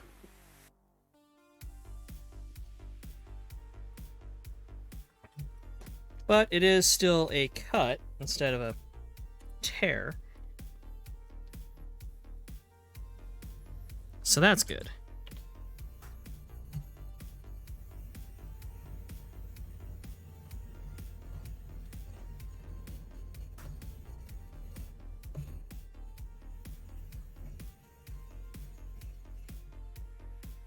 And you can tell these are also a hell of a lot messier because I've got stone goop everywhere.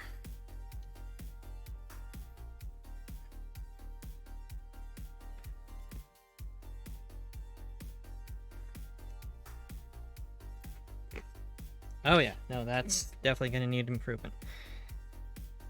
Like, am I doing these blades wrong by doing this? Nope, nope, nope. That needs some freaking work, that's for certain.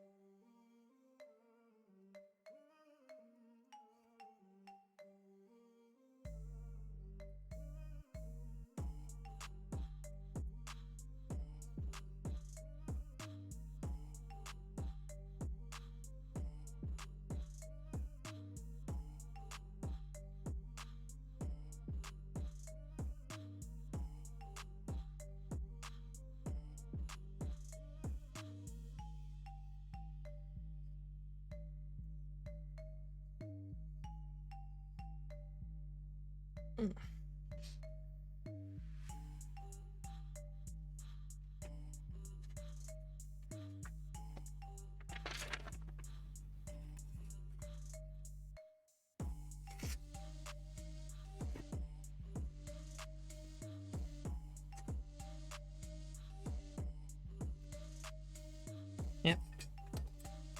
Lot better cut. Still pretty coarse.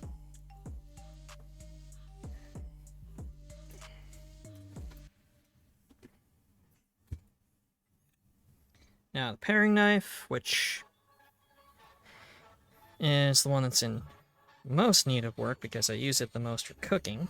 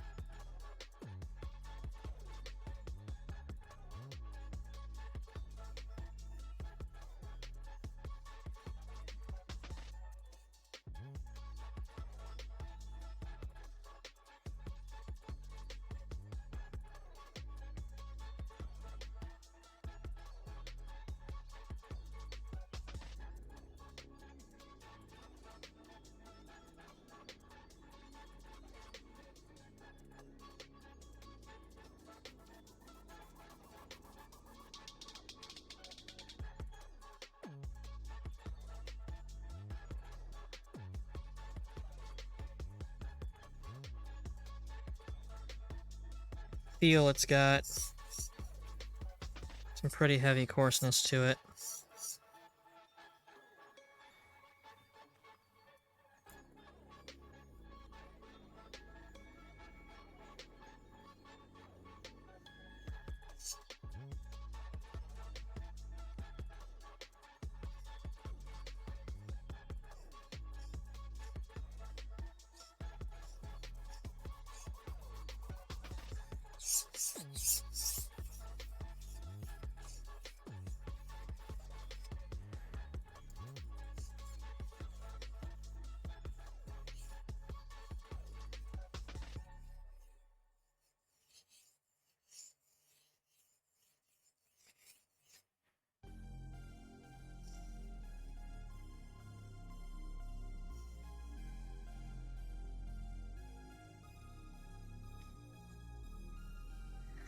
Freaking Chromebook, I keep seeing chat jump like somebody's saying something, but the last thing it said was literally Maeve saying, one thing I need to do is fuck.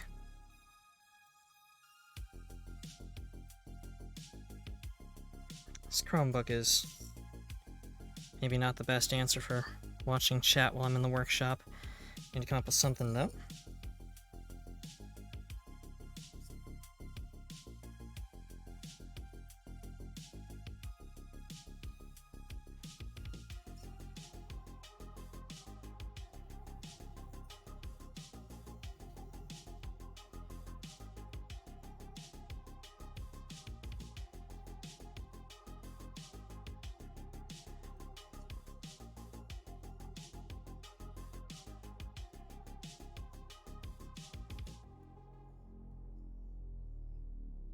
Sorry I'm not particularly talkative while doing this.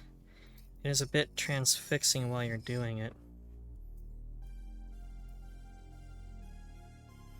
Because you're using a sense of touch, your sense of hearing, sense of sight, all work together to get this worked out. Much better. Very nice.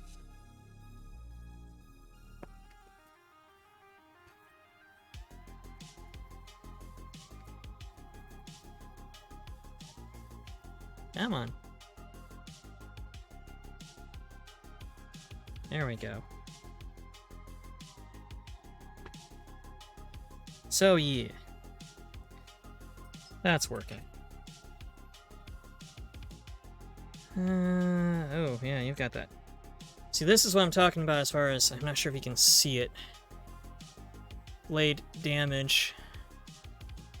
There's a little chip. Couple of them. One and each of my fingers here, where the blade itself has lost or the edge itself has lost material. So this one's a prime candidate for restoning at a coarse grit to try and... Oh god, you can hear that.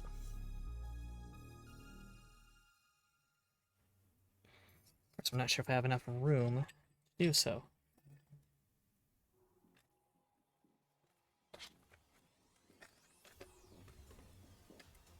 So I don't want to put knives back in the block while they're wet and covered in clay.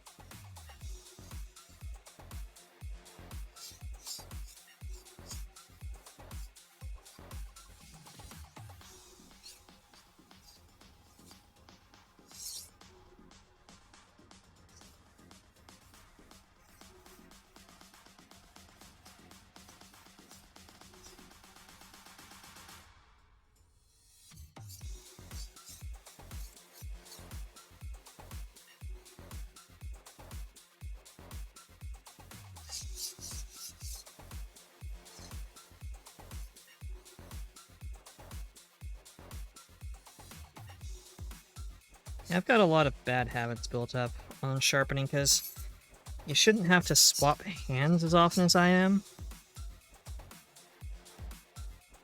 But that's a bad habit from when I was counting strokes.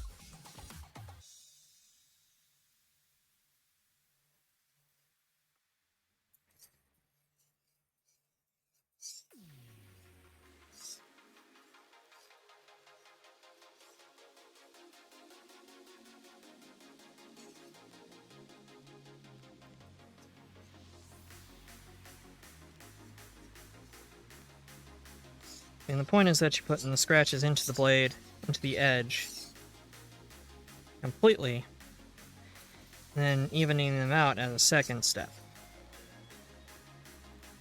Which is where these last cutting motions go to, or come from.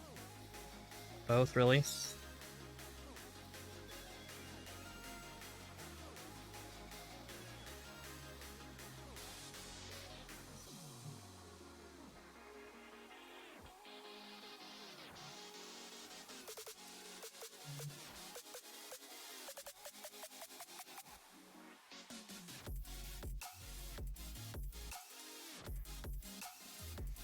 Didn't get those out. I think I'd actually have to completely re-edge this, so take it down to nothing with a file.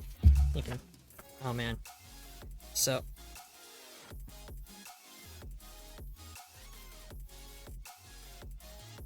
It wants to cut. It wants to cut, but it's not... See, smooth, broken, smooth. There we go. Bad edge alignment. But also, when it catches like that, that's because of one of those chips in the blade itself. Chips in the edge. I might have to take this one completely down.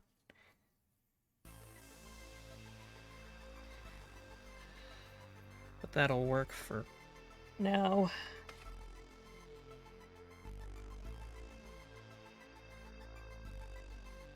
I think this one's actually okay. Don't think I need to do this one.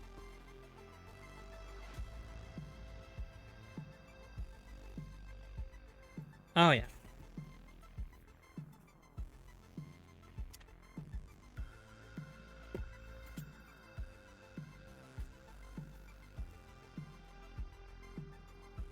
I mean, it's not like straight razoring through, but it's not going to. It's a big, fat chef's knife.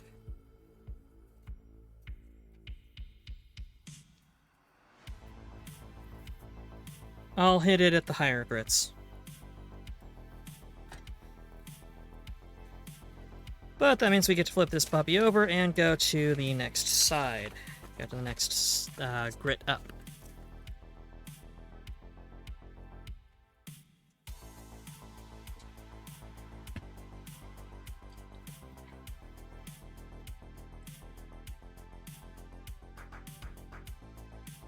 Okay, you're empty, so you can go over there.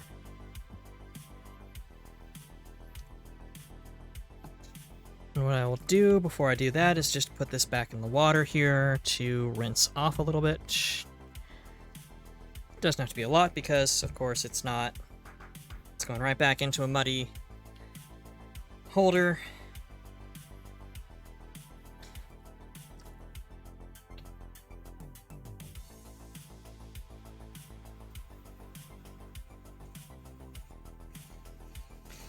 And just like the previous stone,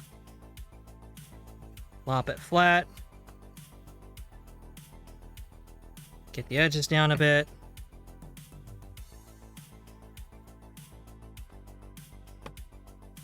some water back on that puppy,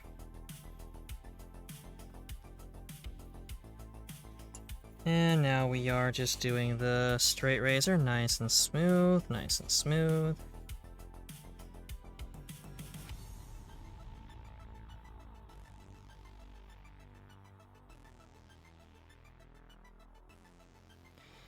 Straight razor you can, because it uses its spine to guide it, you can flip back and forth like this, staying in one hand.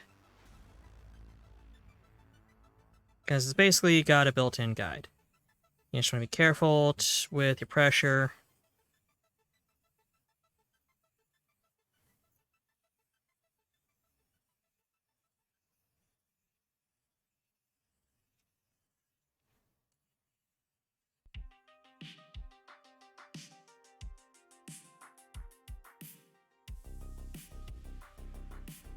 Make sure it's nice and even, that it's not rocking back and forth.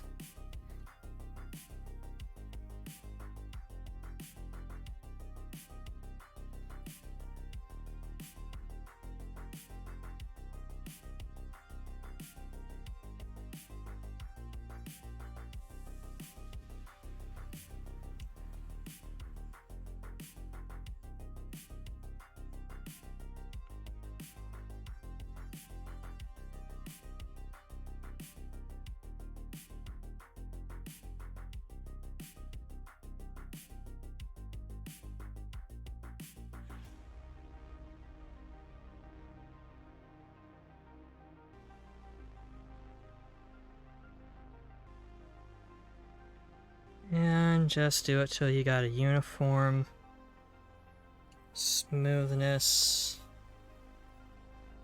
to the feel. The sound is good. Blade feels good.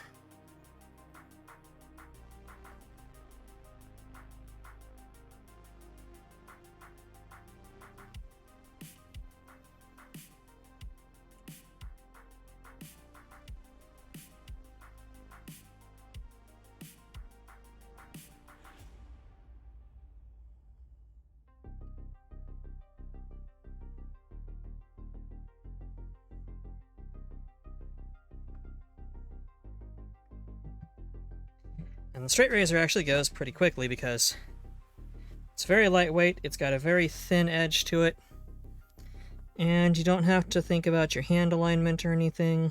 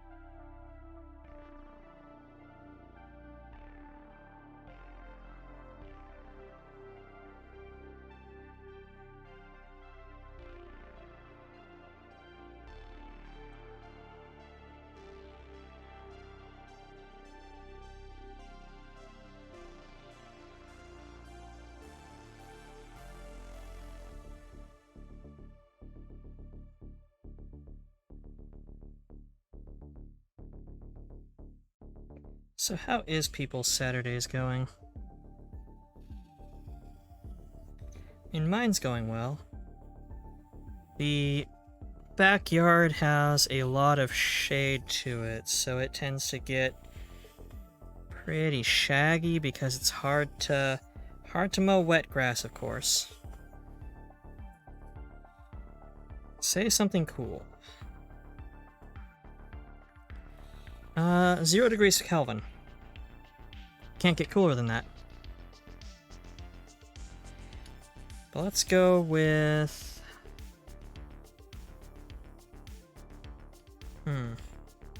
Really should have a list for these things or pull those redeems.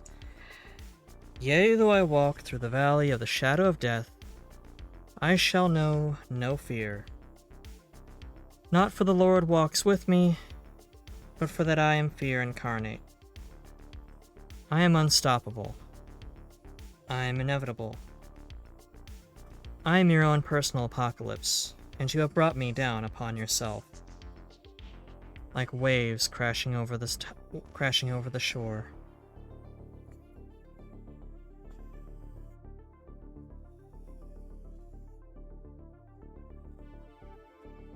Hope that worked. Kind of want to hyper-focus on some game, but kind of don't want to buy new games. Yeah, I get that feeling. I've been pretty focused on Stalker.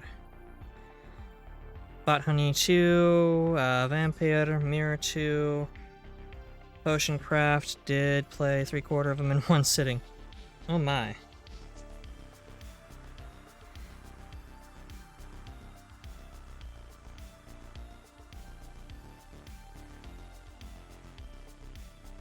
That is quite a bit already played, I must admit.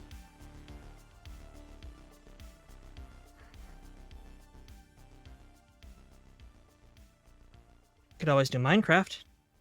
Minecraft's your classic hyper-focus game.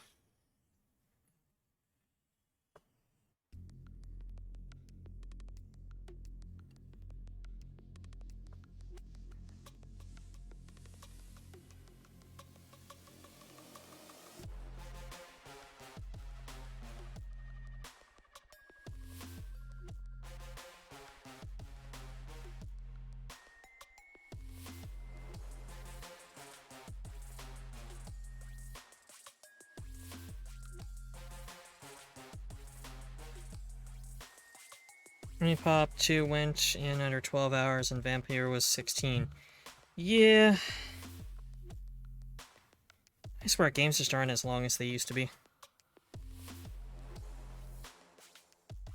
I don't know.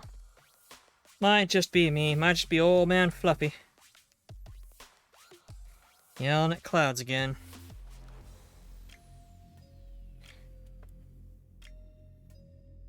There we go. Much more even.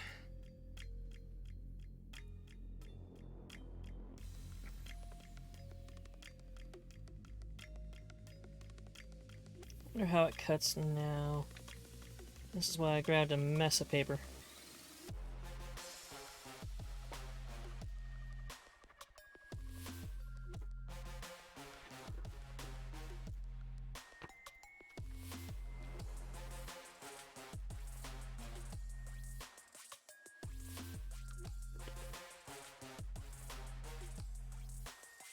Does feel pretty coarse still, but a lot better.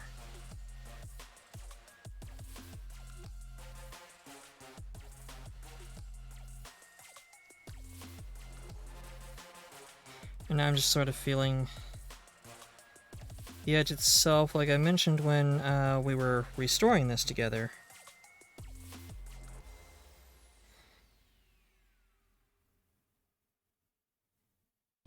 The human sense of touch on fingertips is around 2 microns in size, or about the same size as the cold virus.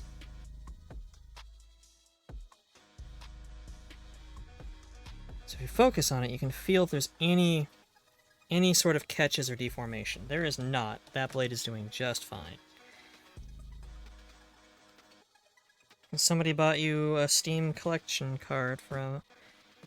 Nice.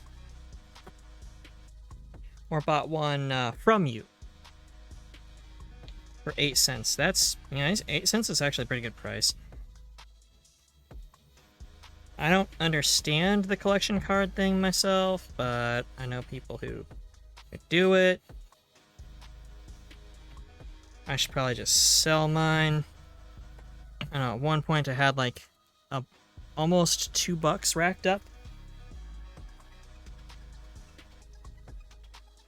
Which is... I mean... thing?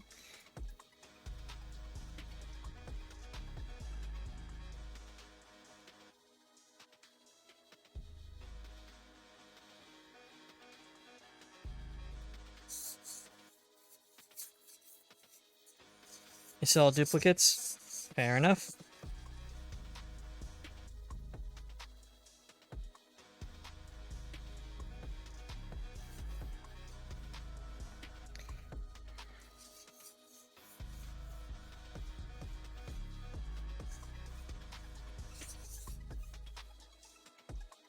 If you're wondering about this one having some stains, like right here, that don't come out from lapping, that's because my knives were, or my stones, I did not let them dry fully before putting them away once, and they built up mildew that actually ruined. There was a wooden stand they'll sit in that I don't have anymore. That was completely ruined.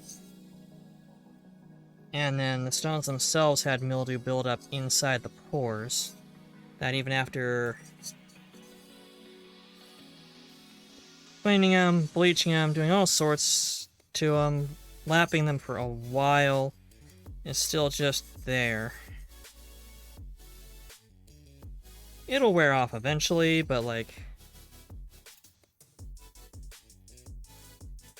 This is why I say let your stones fully dry. Leave them out overnight, leave them out for a day, couple, like just leave them on your workbench for the weekend.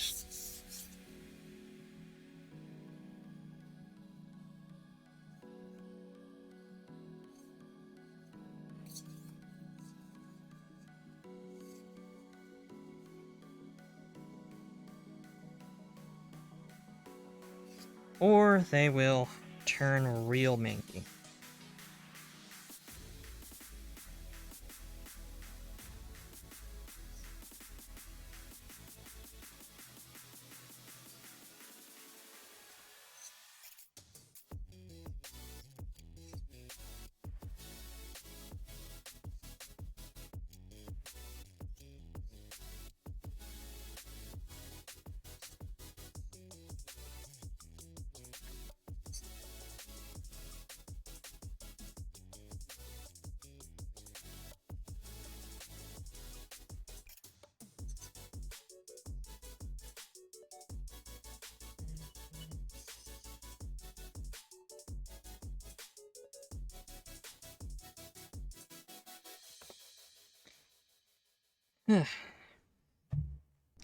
Your most valuable card is, for a moment, it's silver.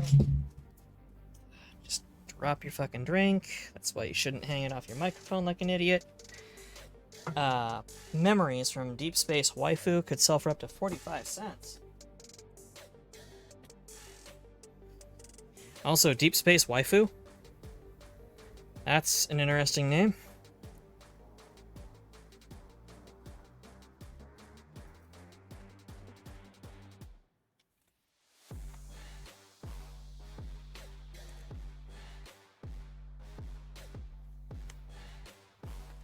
Yeah, that's already cutting better.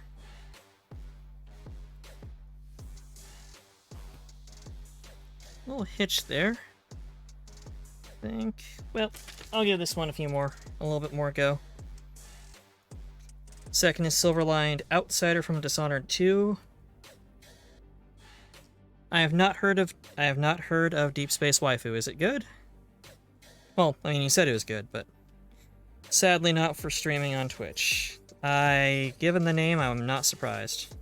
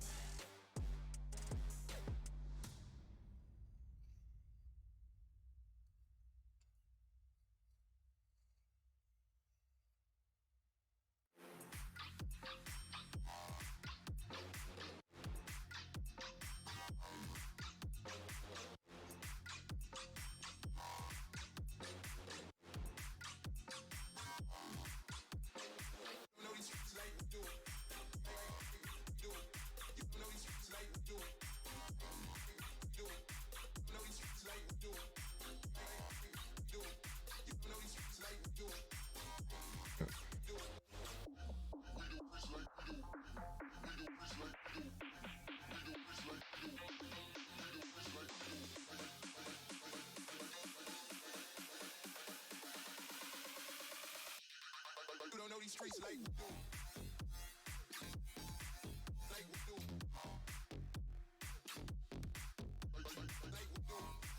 know, I think I will do, because I am starting to run out of time before my guest comes home from covering my friend's shift.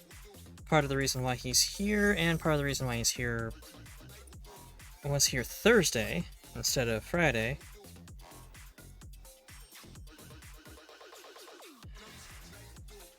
I think these kitchen knives I will wait until... I'll do them after stream. I'll just keep my stones nice and damp, which is easy,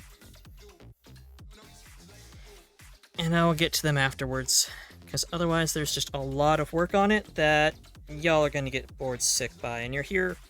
I imagine you're here, aside from, you know, the high-quality second screen content I produce in general, I imagine you're probably here mostly for how our Project Razor went. And I want to get that as good as I can for you and show it the whole process for you.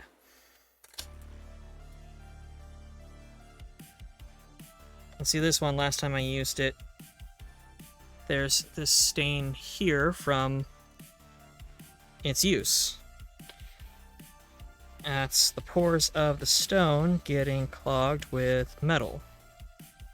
What time zone am I rocking? I am in Pacific Standard Time. So same time zone that our darling Doppel broadcast in, even when she was Mountain Time, because who the fuck knows Mountain Time. And same time zone as actually most streamers, because a lot of streamers either factor for the nearest coast, or are just, at least American streamers, are on the best coast.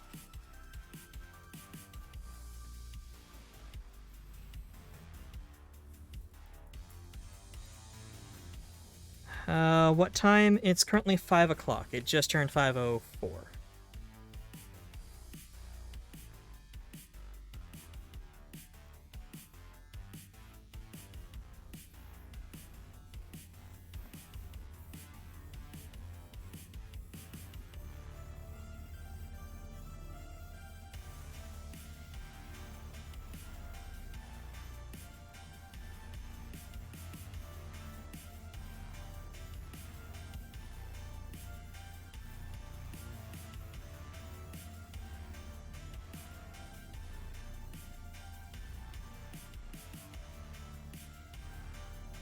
Well, this is going to also be the stone in which I put the other two back on for a grind. I think I'll do them on the white side, though. I don't need as much, having been sharpened before.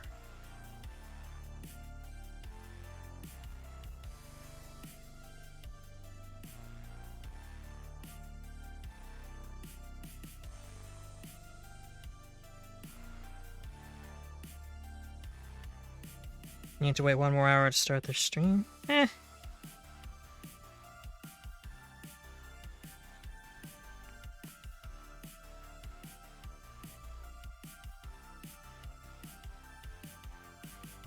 That is, thought I'd be on time, but always 2 ahead. That is the downside of living in the future as you do. Small reminder that it do be 3 a.m. here. When do you ever sleep, darling?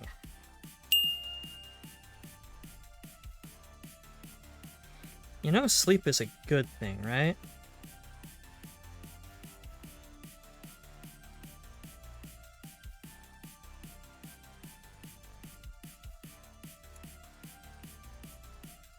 Usually same times. Ah. For some darn reason.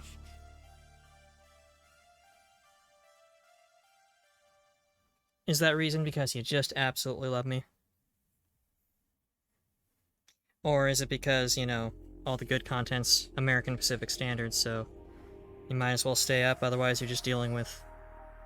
Actually, you guys probably have a lot fewer streamers right now, because a lot of the Russian and Ukrainian ones are offline for some reason.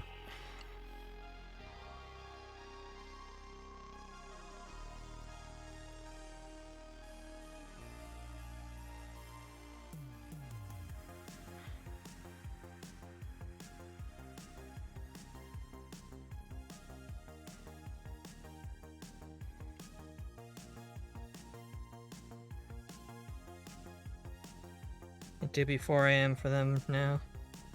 Yeah.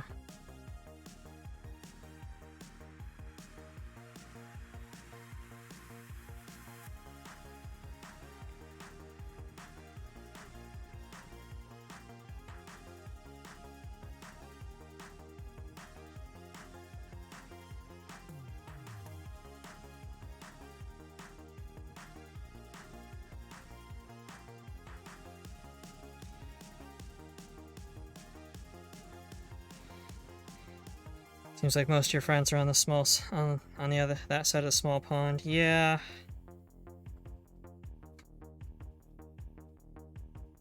Like a big part of internet culture is still strongly American because we just have the resource to have the internet in your pocket for the longest time. Computer use and internet use is a lot higher in America than it is in a lot of countries. Or I should say in the Americas. So a lot of people stream or are online during American time zones.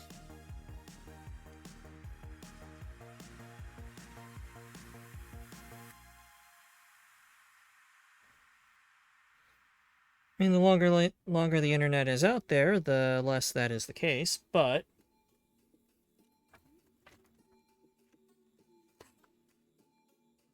you do be paying €20 for unlimited everything. Fuck. That's fantastic.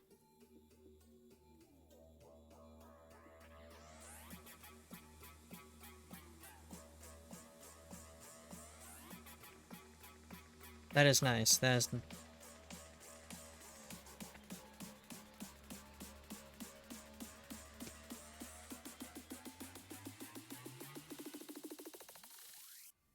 Eek. I think I applied too much pressure. This stone around. Also not staying on camera with these cutting tests.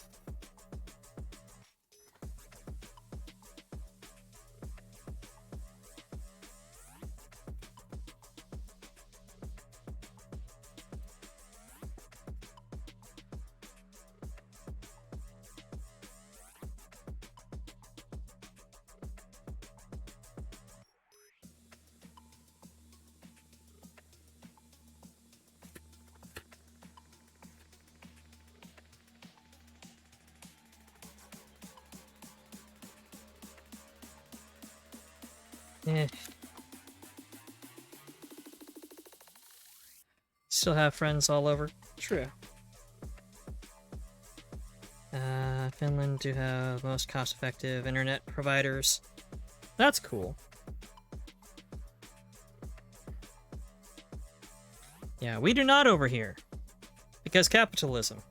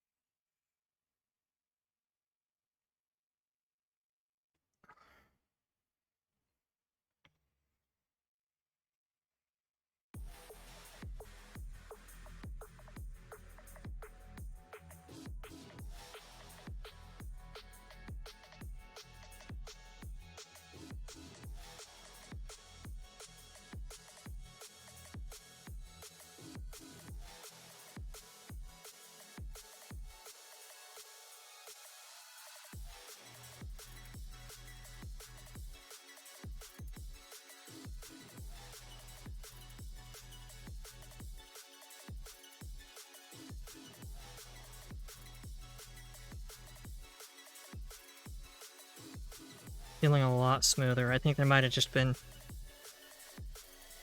something on the stone itself.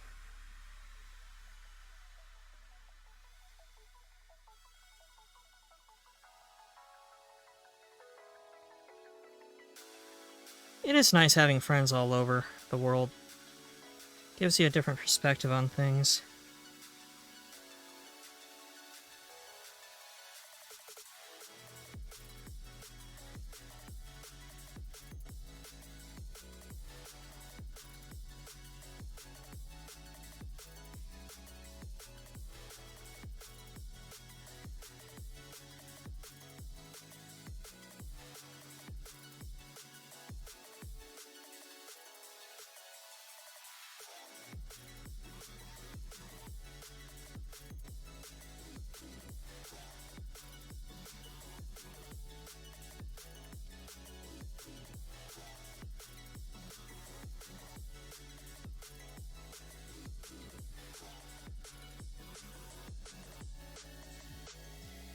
Like, I'm really glad to have Finnish friends.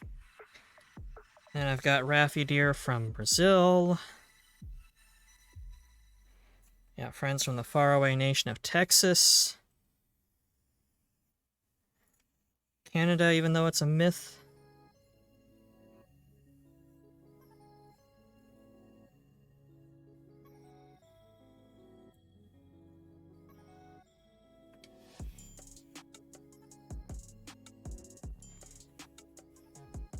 Yes, remarkably, I have multiple Finnish friends.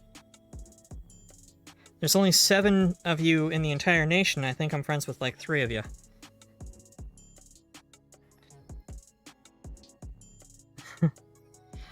I am not gonna name names. Mostly because they're hard to fucking pronounce.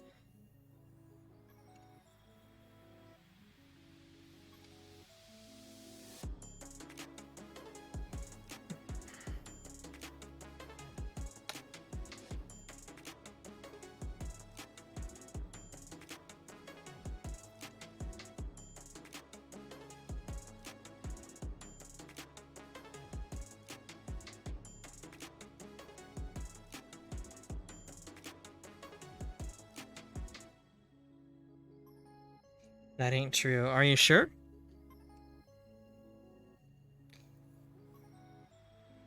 I mean, look at your name. It's got numbers in it. Numbers are a bitch to try and pronounce.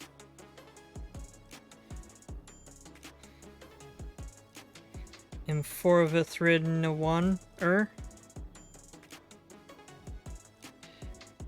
Sure, that probably means great warrior or something in Finnish, but...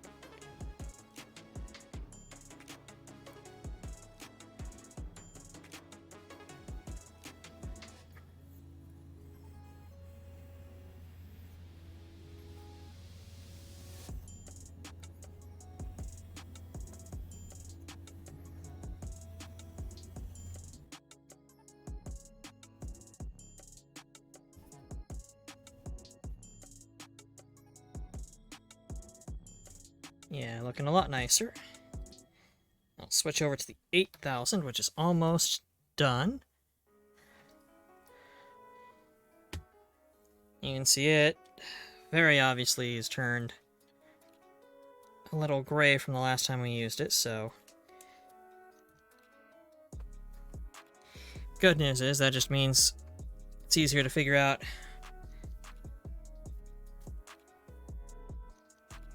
when you got it properly lapped, because it will no longer be gray. I just splattered myself with knife juices.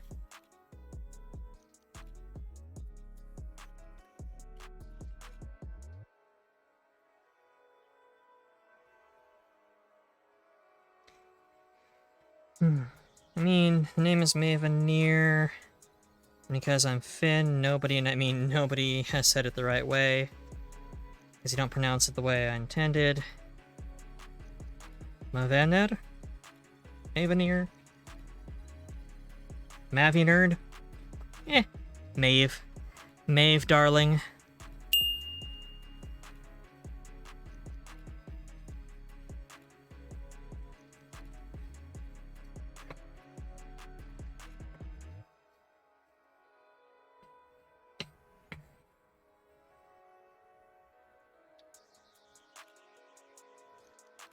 Now this feels extremely smooth.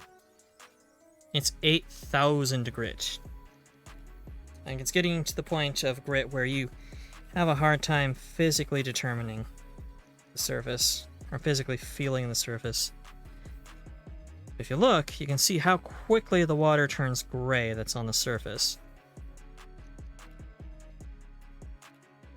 That's because it's picking up all those teensy, tiny, itty-bitty little slivers. That the last stone, being a paltry 3,000? Yeah, 3,000, so less than half is fine left.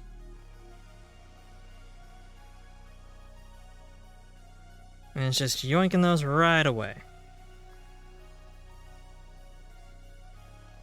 800 grit and it's moist. No, not 800. 8,000.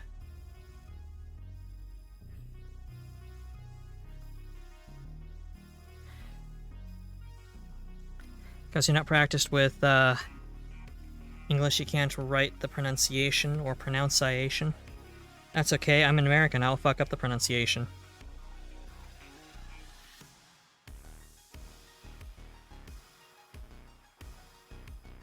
One zero here or there doesn't make a difference. Are you sure about that? I'm pretty sure you bitches are on the metric system, so you know exactly the value of an extra zero.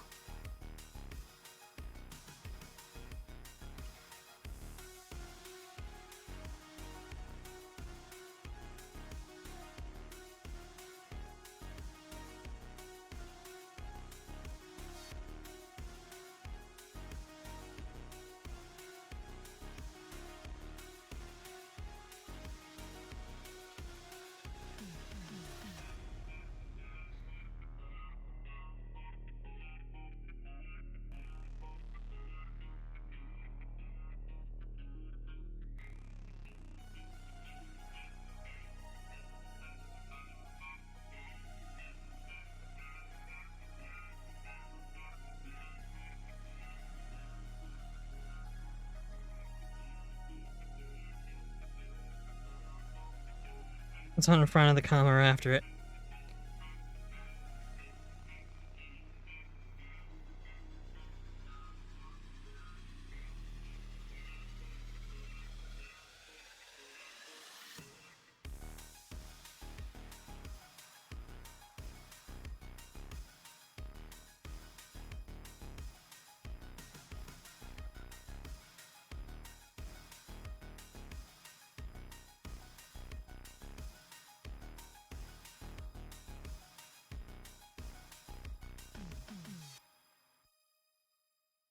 $500 and no $500 are essentially the same value. You're not wrong.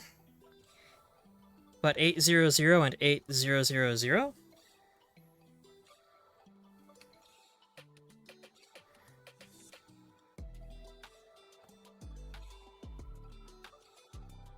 But 0.05 and 0.050 are not.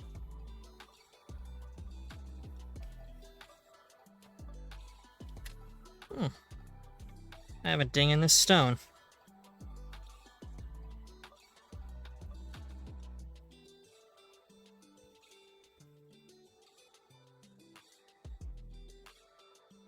I just noticed that, and there's a slight line. I think it probably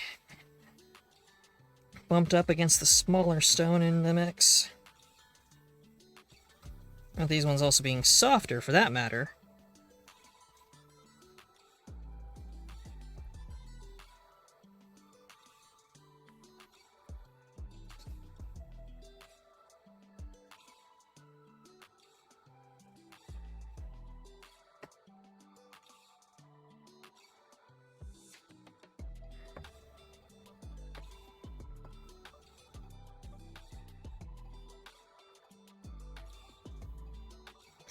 Like, if you do science and the given value is 0.050, you give the answer is 0.05, you're wrong. This is why I don't do science. This is why it says makers and crafting on the stream. Not science and technology, I guess, or science and sciencing.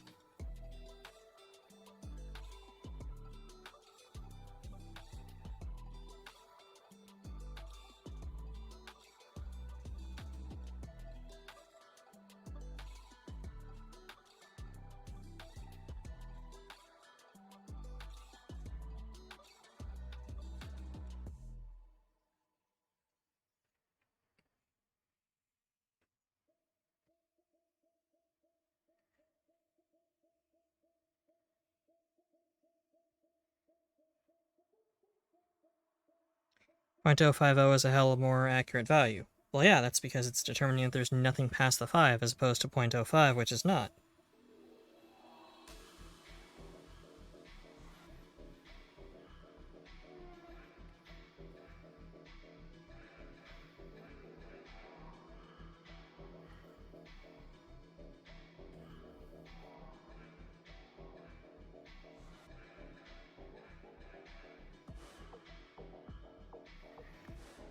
But because I'm an engineer, I have this magical thing where I can estimate things. Some engineer magic. Engineer magic's the best because it can also generate turrets, which you put on the point and are very hard to get rid of if they're properly maintained.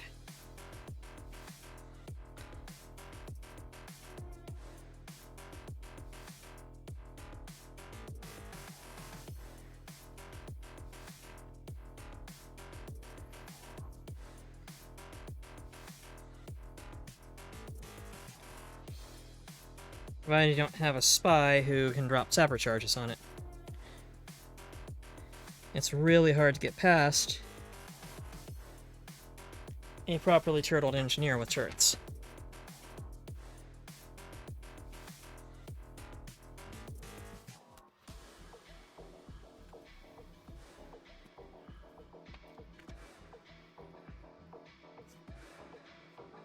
Now again, I don't generally recommend paper testing your straight razor, because you're just going to have to put it back into the sharpening, but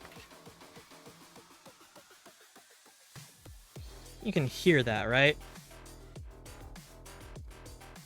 It's very different from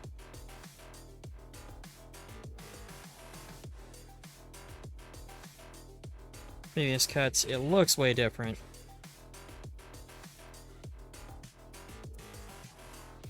It's a lot closer to these ones.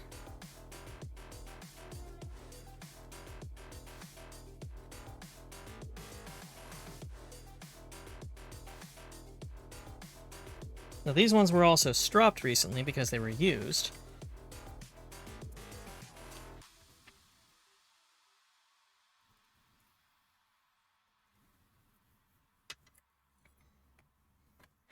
Which this one has not been. Come on.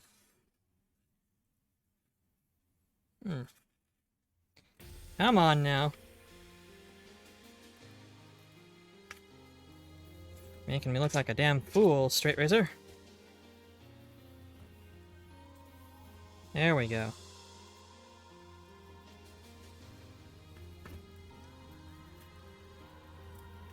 Plus we're also one stone off. So let's put this one back on the white stone for a little bit.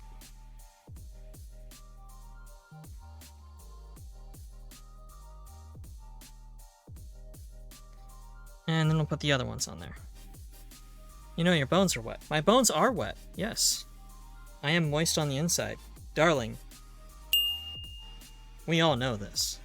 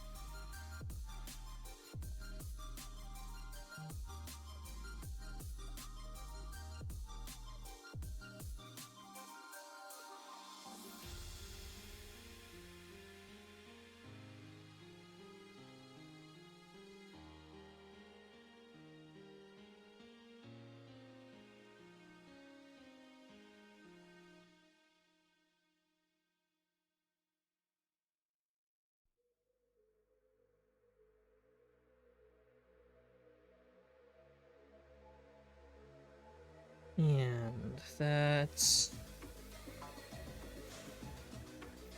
Looking extremely smooth. Not as smooth as the surface, because the surface was taken to 12,000, but just barely catch that edge in the quality of the camera.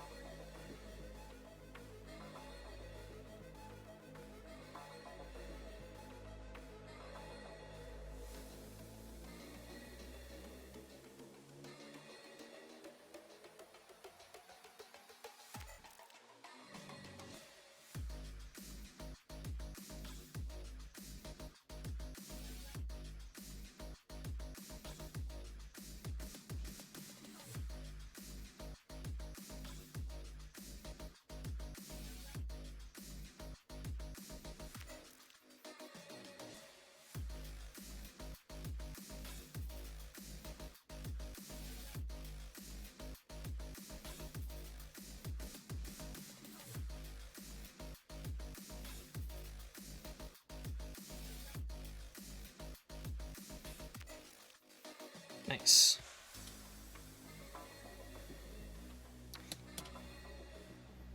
Okay, and then my original black Dovo.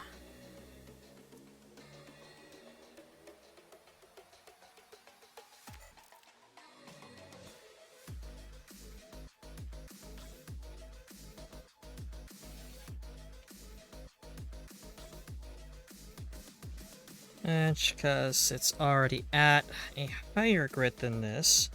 Though damaged, I'm just doing the back and forth cuts with it and the other one. I'm not having to establish a grain on the edge.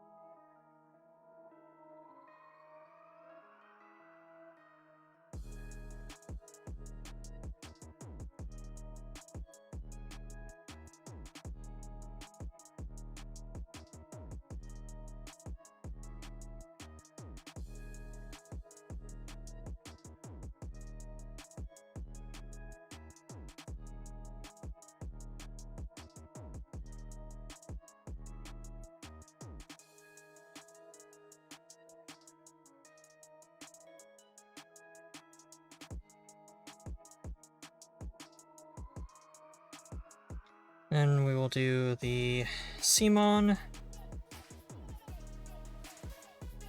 And move on to the last stone. Then I have not shaved in a couple of days, so I will use the new one on my face, tell you how it compares to the others.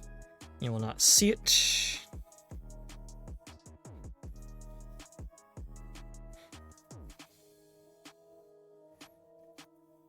And I'll take some photos and do a full report on completed projects at that point, because it's completed. Unless the edge is shit, then I will be redoing it completely.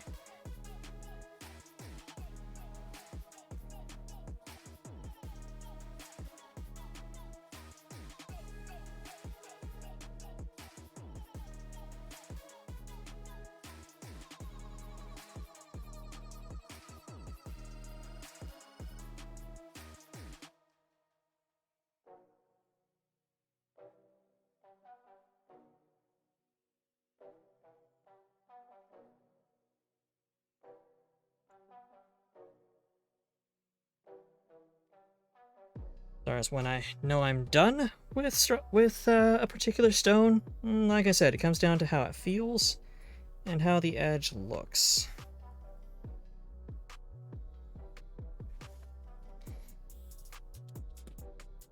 There's no real solid answer with these. It's just sort of by experience type thing.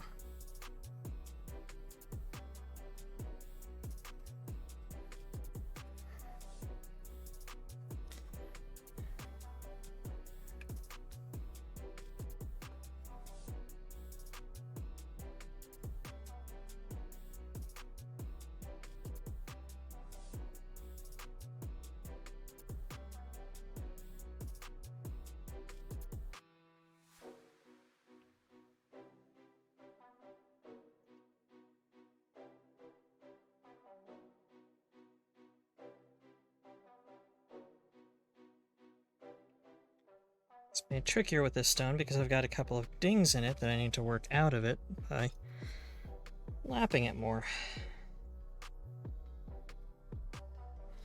Which is unfortunate.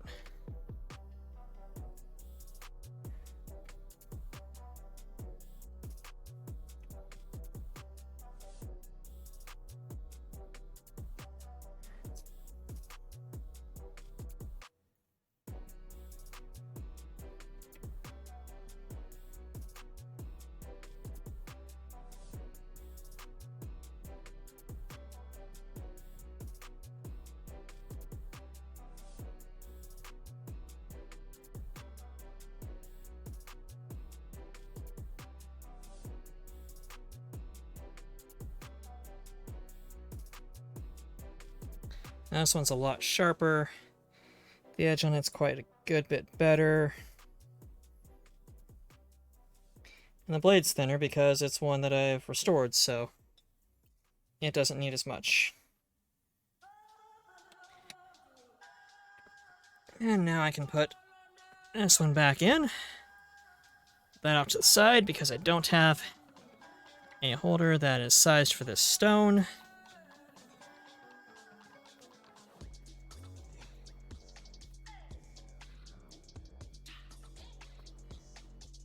And I wish I'd done a North American League account.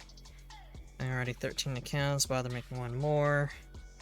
And Maeve, I've already explained today, you are absolutely darling. Darling, you are one of my most darling darlings in the fluff pile. You are so darling that the word almost loses its meaning when speaking of you and your darlingosity.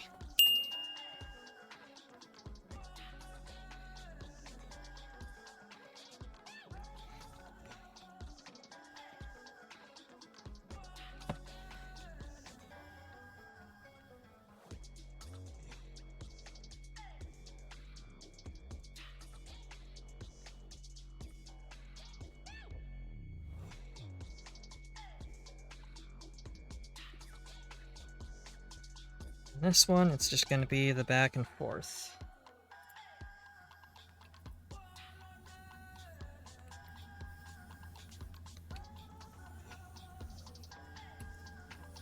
Oh, no.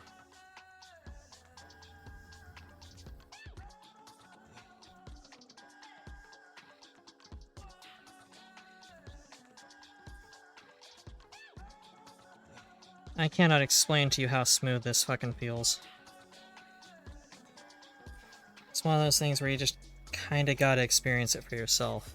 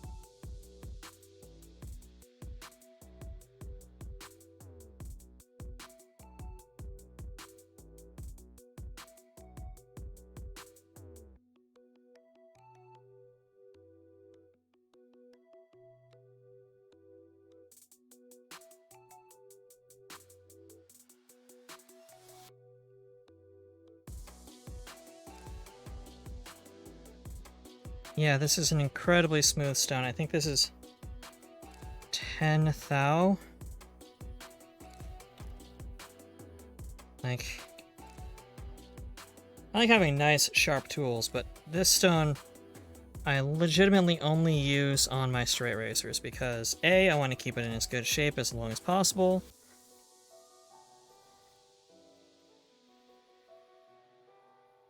And B, there's just no need for most sharp objects to go over something this detailed.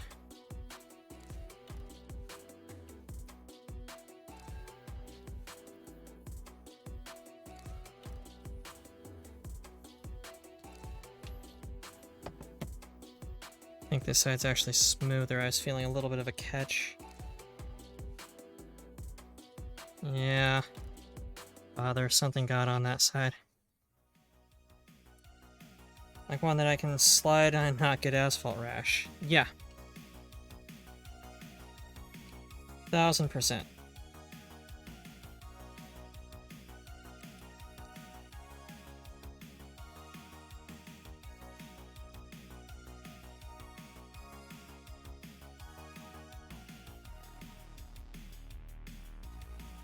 This is also a natural stone that's got a good hardness to it, so it's not one I can lap.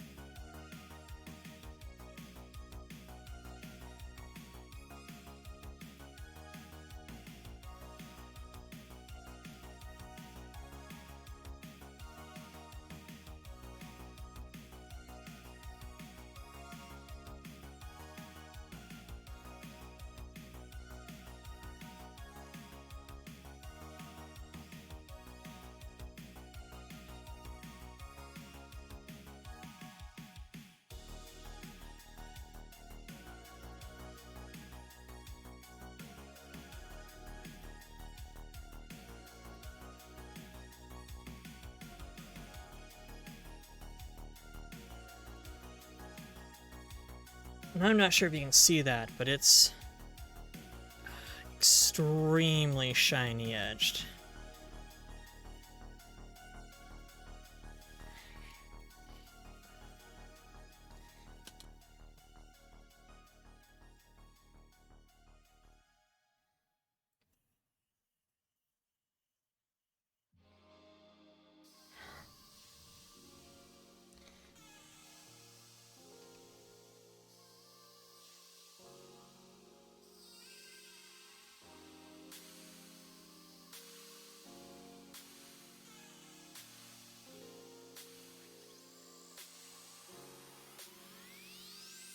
Oh, hear that squeak this thing makes.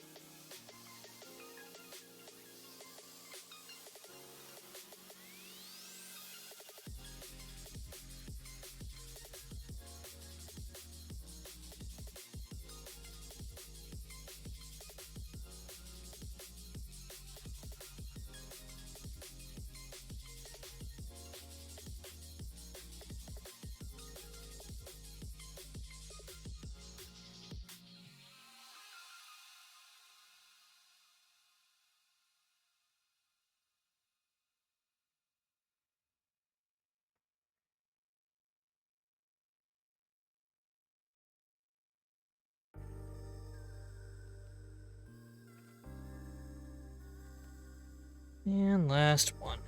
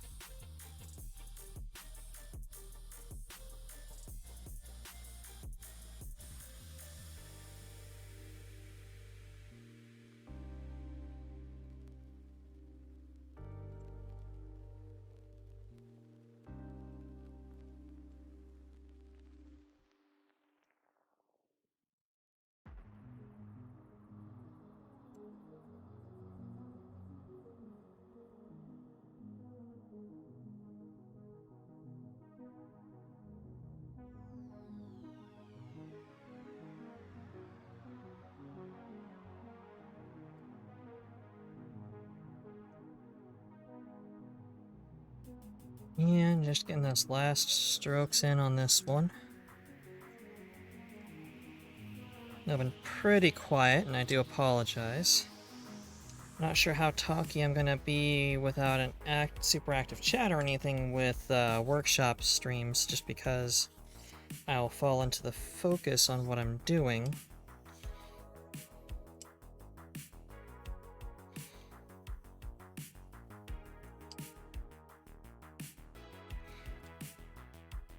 And just end up in the sort of zen of it all.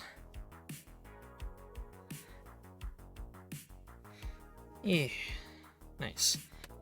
So get those 3 cleaned up, stropped. I'm going to be right back, though, and meet you guys back at the computer. And drop my headset.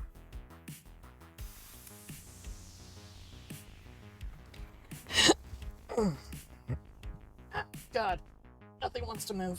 Ah.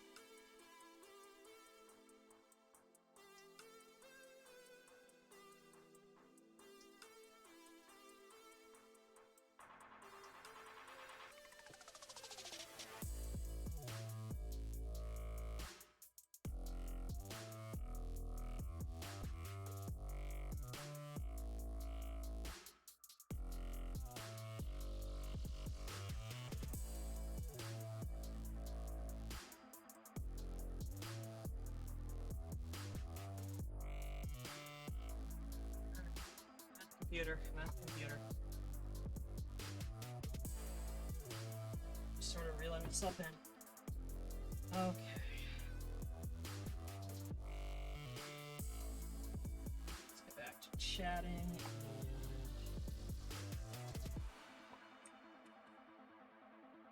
No, not voice attack. There we go. OBS. Oh, behave. Where'd you go?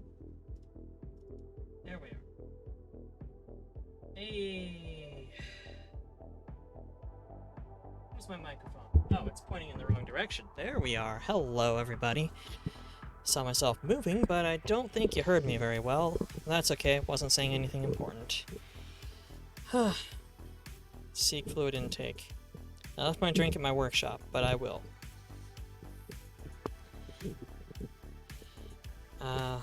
This has been... So that's... I mean, this has been fun, but that's sort of the process for using stones, for sharpening things, and for honing the edge to a precision level.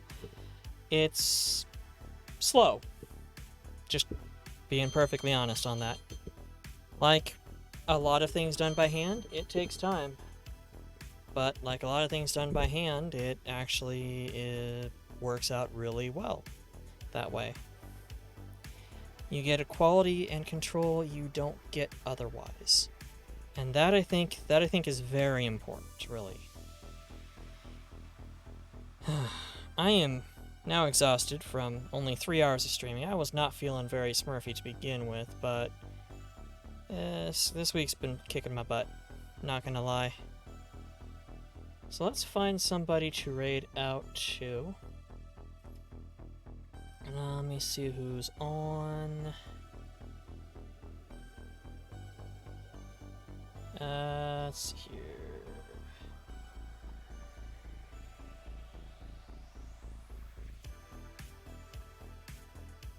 Actually, there's not a lot of people on at the moment. So, looks like Xanderus just started Jedi Fallen Order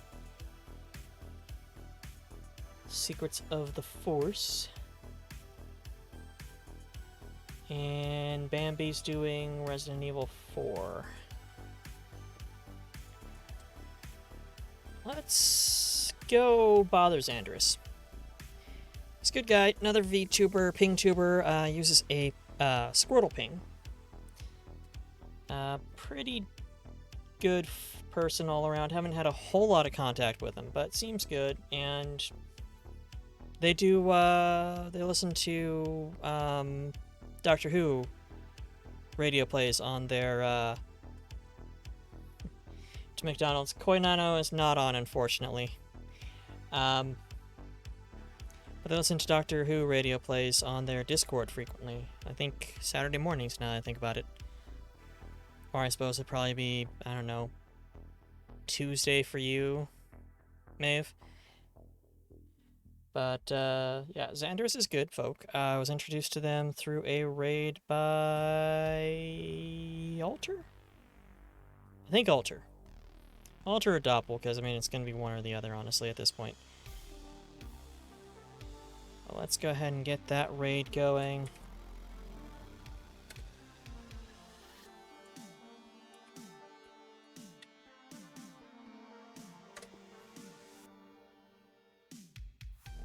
Okay. And then... Same house, same person. Just alternate accounts.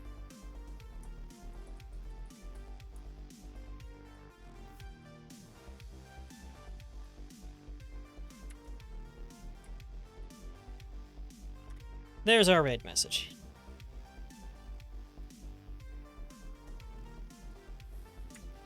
Folks, this has been fantastic, as it always is. I'm going to kick over to ending screen now. Darlings, as always, be the monster that you needed as a child, love without hesitation, and fight for peace. I will be on Monday. I think I'm starting up Battletech. And then Thursday is going to be another art stream of some sort. I think I might be in my workshop painting minis. But yeah, it's going to be pretty chill. I don't think I have anything going next weekend, but we shall find out. Either way, thank you all for showing up. I love each and every one of you. And you guys have yourselves a wonderful rest of your weekend. Bye bye. Bye bye.